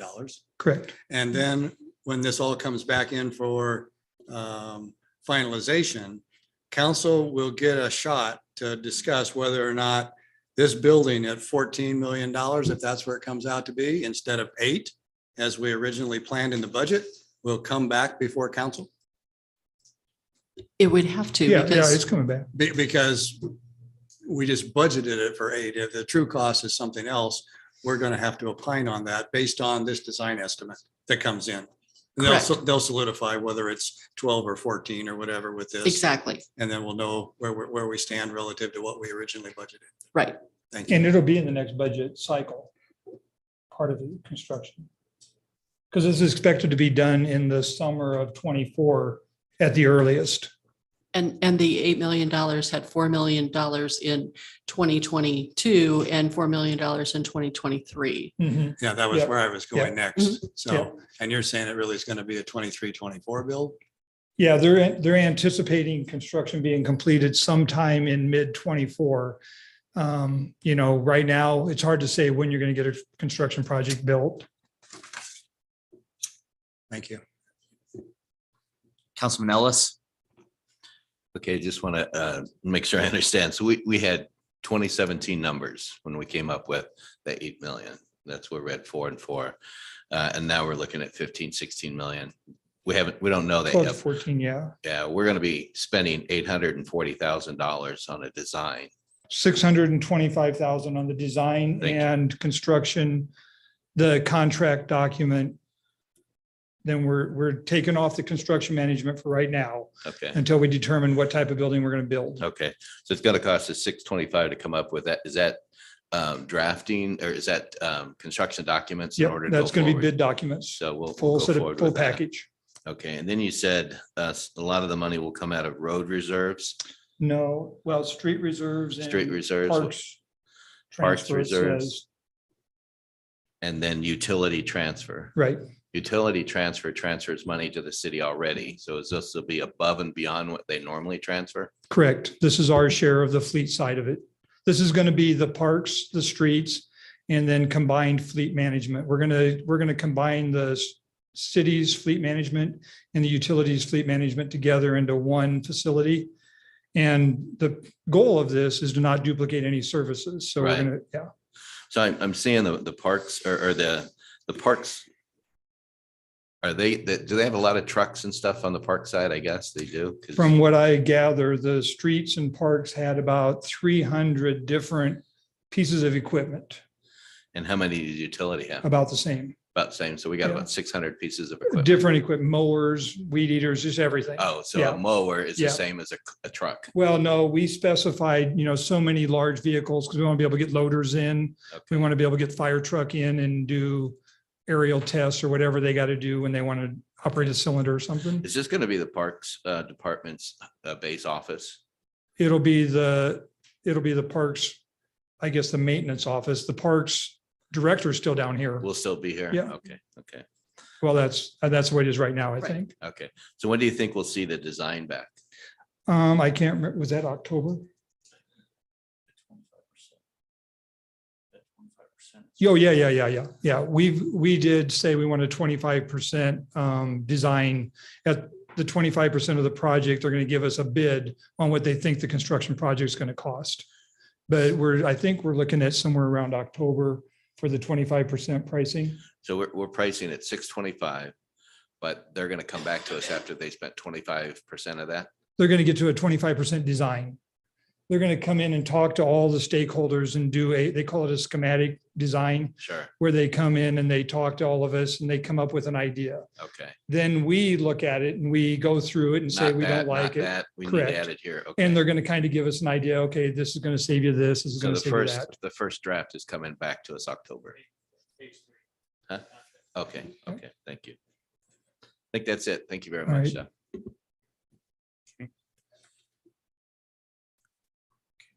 Any other questions? Okay. Mayor, I just had some suggested revisions after discussing with Okay. Jeff, and I think Councilmember Yerger had alerted Jeff to these issues. It's just a couple of slight changes to the resolution. Okay. So the first one is in the third whereas statement. So the third sentence in that statement begins as a result of those interviews, I would add, and the designer's estimated cost of the construction project, designer's experience with similar municipal projects, our experience with the designer and the construction oversight advantages of construction manager living in Fremont, the selection, and then it continues with how the resolution is right now. So those 4 items, we'll call them factors for how the bid was analyzed. And then in the now therefore be it resolved statement, we will change after you see JEO Consulting, it'll say the lowest responsible proposal for the building design, construction, specification, package development, and construction bid process. So those would be that'd be the amendment that I'd suggest council adopt. Okay. All right. Any comments from the public?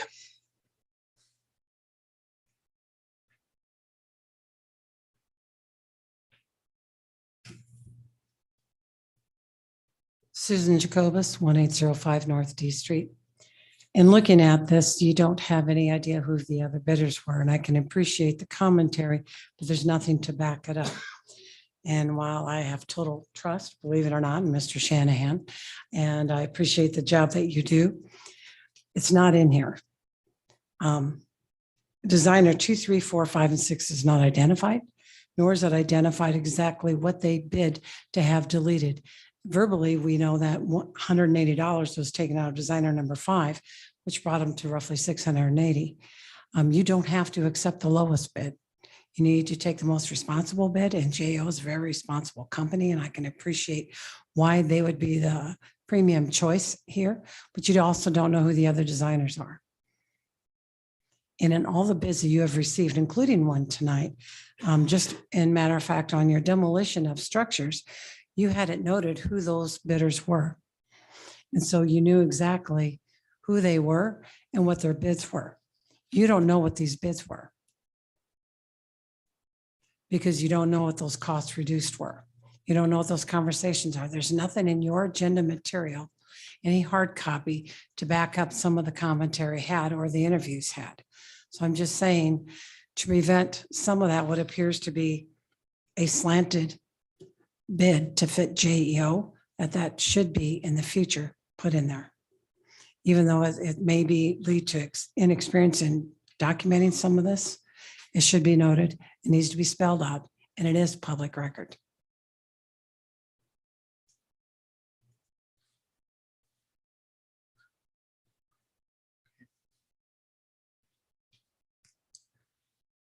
I just want to, first of all, thank Jeff and Troy and the whole team. This has been something right when you got in that we said, hey, we need to get this done. And going back to 2017, we had this budgeted.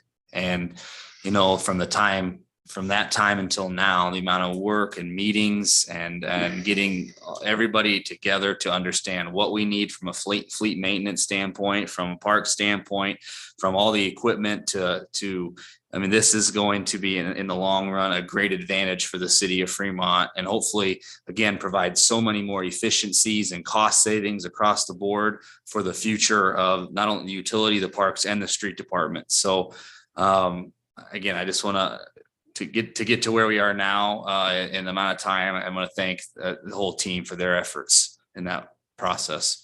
Councilman Jensen.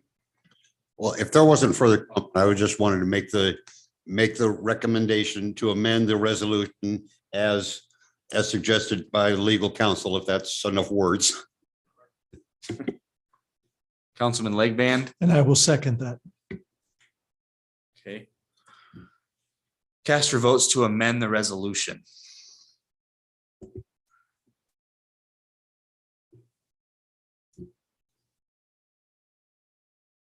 Councilmember Gibson, it didn't get your vote. Thank you. Motion carries 8-0, Mayor. Okay. Councilman Yerger. So before you go to taking a motion on the amended resolution, I did have a question for council in light of the discussion that was had. And so before making the motion to continue with that, I would ask whether or not we have an obligation to disclose what these designer 1, 2, 3s, who the businesses were, and whether or not we could or should have, excuse me, disclosed the amount of construction reduction that was taken out of each bid. That may or may not have still left JEO with the lowest bid. I don't know what the answer to that would have been, but we would have laid out, and then based on the revised language that you have in the resolution, based on the criteria that was used to make the selection, they still may not have been the lowest bidder, but they could still, excuse me, be awarded. So what is the legal representation? We have in the past seen all of the listed bidders and what their bids were, et cetera. And I don't know why we're not necessarily disclosing them here, and should we have, and is that standard practice? I've seen it done both ways before.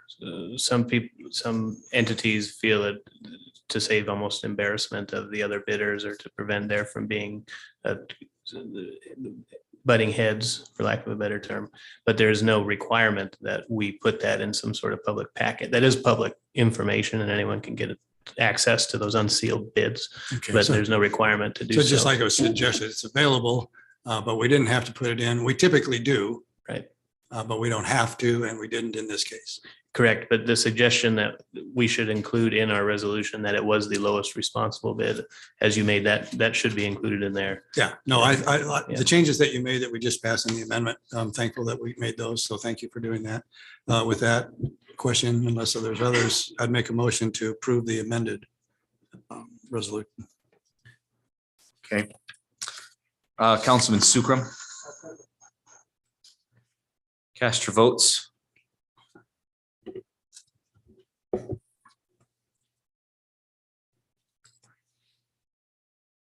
Motion carries 8-0, Mayor.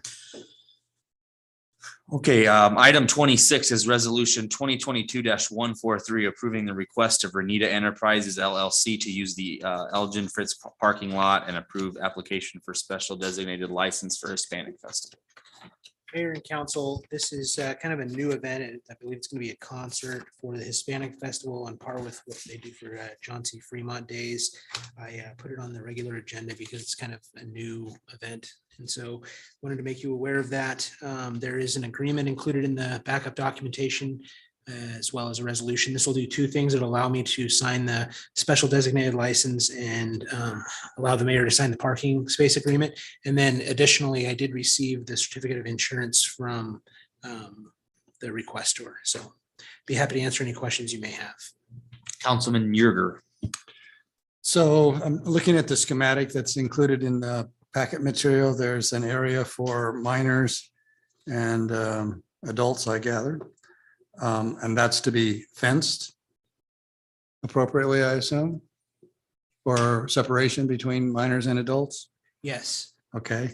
Is the alley itself going to be open for safety reasons, or is that fencing going to go all the way through the alley? I know when they do the John C. Fremont Days, portion of the alley is open for people because there's multiple businesses back there. I think this is just going to be one. And so I don't know all of that particular information. It looks like there's a food truck on one side and then kind of like the serving area. And so it looks like maybe it's going to be partial access down the alley, looking at the drawing.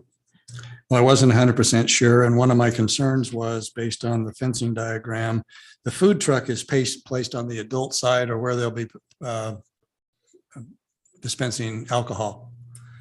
It would seem to me that the miners might want to have access to the food truck without going into the area that will have to be controlled by security for liquor. The arrangement seems to be, since they have to go, miners have to go through the bar area to get to the food truck. I guess I wasn't particularly enamored by that from a design perspective.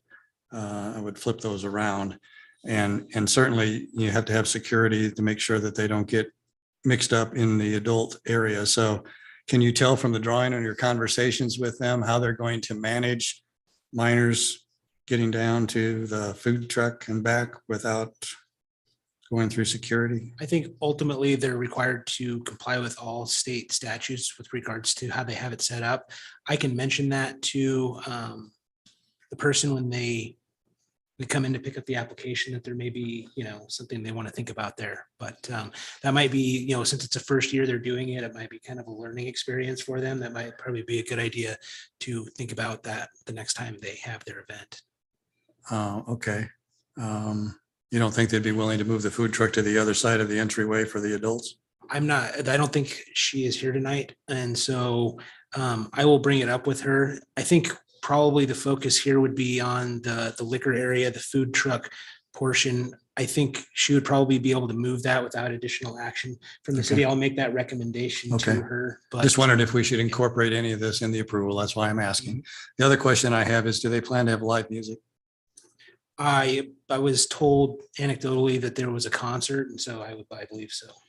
Do you recall in the past for others that have used Elgin Fritz parking lot or any of the other parking lots downtown, whether we have curtailed band activity at midnight rather than 1 o'clock?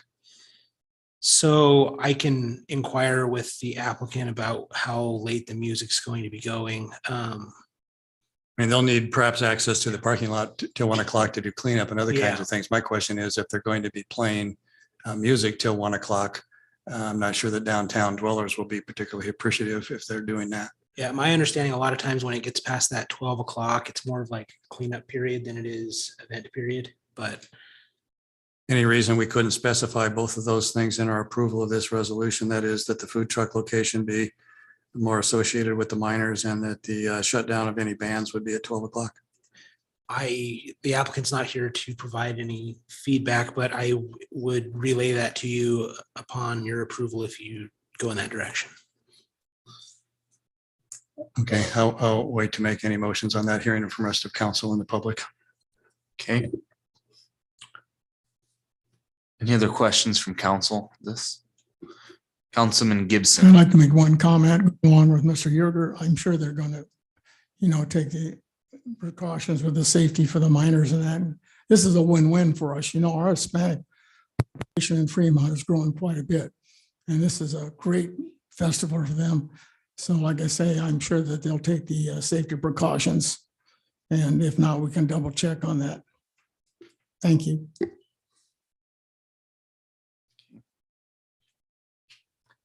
Any other comments from council or questions? Councilman Vaughn. I guess I would be in support of capping the music at midnight. But as far as the food truck goes, we don't know if there's going to be other access from a different side or some other differences that we're not aware of without the applicant here. So I don't think that's much of an issue that we should take up. Okay. Any comments from the public?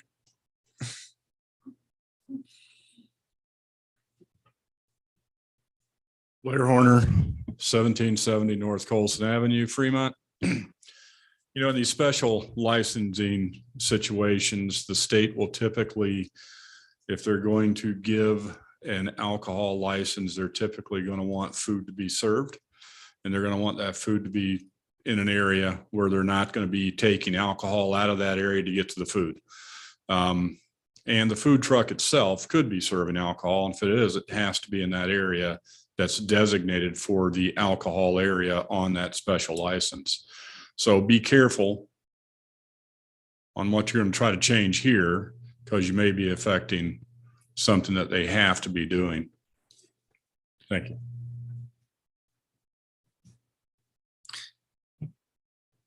Okay. Any other additional comments from council on this? Councilman Yerger.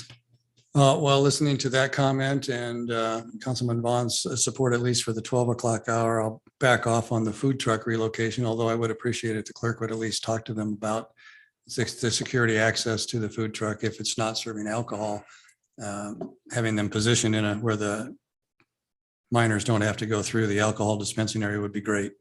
But I'll certainly make a motion to modify the resolution to the extent that they can have the festival from 7 to 1, but bands need to stop at midnight. Okay. Councilman Lake Band. I will second that. Okay. Cast your votes.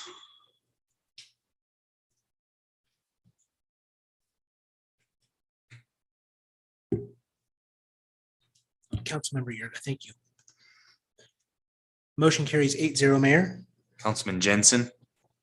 Yeah, I'll make the motion to approve amended resolution T22-143. Councilman Lake Band. I'll second that also. Cast your votes.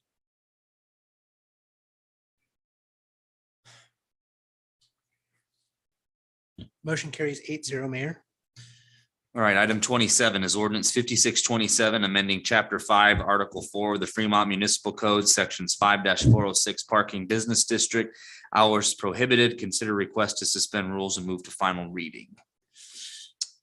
Thank you, Mayor. Travis Jacot, City Attorney. We recently, as council probably remembers, revised section 5-406, our parking ordinance that's in city code. There was one thing added in there that shouldn't have been upon review, and that was brought to our attention, and that is that we had restricted parking during the daytime in public parking lots downtown, which obviously employees were unable to park in those areas downtown while they're working. So we eliminated that portion of the ordinance. So all it is now no vehicle shall be parked continuously on any street in the same block in the downtown area for a period in excess of 2 hours. So they will be able to use the public parking lots. And so that's the only change. And I looked through our different versions of it, and I think the way the discussion had progressed, that that was the intent of what we were supposed to be doing. So I'd ask the council to amend this ordinance and go to final reading on it to revise it the way it should have been. Okay, thank you. Councilman Yerger. I just have two comments with regards to this. The first one I'd like to make is that had everyone considered the proposal that was made relative to this particular ordinance, this section, this would not be here tonight because I had already corrected this when the council rejected any of the corrections that I was offering that were supposed to be blended into this ordinance when it was passed, because that was caught. It was noted for council and the administration and for council, and it wasn't passed. So for that, I feel a little bit vindicated in some respects. The other thing that's of concern to me is a procedural one. And I don't know whether or not this was accidental or not, but I believe sections 1-110 of our municipal code requires amendments to be redlined. This is minor, and I don't intend to push this, but when we amend city code, red line and final copy is what's necessary. And you read us the red line change because it's inherent in the final packet and final language, but we had to look up to see what was changed ourselves, and that's not following city code. So for that, I feel we're not doing what we need to do. So I don't object to it. We need to be able to park in the parking lots. That wasn't intended to be 2-hour restriction. So I don't oppose what we're doing here. I just have a concern that we follow city code when it comes to amending city code. Red line. Right. And I think the issue is when it comes from me to get put in the packet, the red line version just gets accepted. So it doesn't remain in a red line version. Okay. So And next time. and we just need to work on Right. those. We've had that happen before. I may be unintentional, I'm not saying, but for those of us that have to do those kind of comparisons, this was an easy one. But sometimes those red lines are not insignificant. There's a lot of red line. And when they don't show up, we have to do all that work ourselves. And that's why you have to red line so that we know what's being changed. So I appreciate it. We double check that to make sure that's happening. Thanks. Okay. Any other questions? All right, any comments from the public? Okay, seeing none, I take a motion in regards to this item. Councilman Legband, I make a motion to approve ordinance 5627. Councilman Sukram. Okay, cast your votes. Motion carries 8-0, Mayor. Okay, we'll now have first reading. An ordinance of the city of Fremont, Nebraska, amending chapter 5, article 4 of the Fremont Municipal Code, repealing all ordinances or parts of ordinance in conflict with this ordinance and providing when this ordinance shall be in full force and effect on first reading. Councilman Jensen, I'll make the motion to suspend the rules and move ordinance 5627 to third and final reading. Councilman Sukram, I will second that. cast your votes.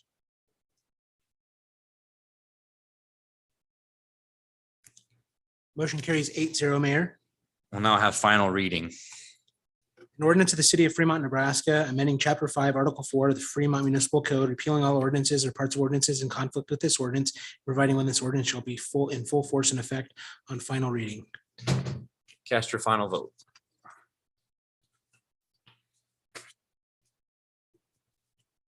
Ordinance is approved 8-0, Mayor. Take a motion to adjourn. Councilman Gibson. So moved. Councilman Sukram, I'll second. cast your votes. Motion carries 8-0, Mayor. We are adjourned. Have a good night, everyone. Thank you, sir. Have a good evening.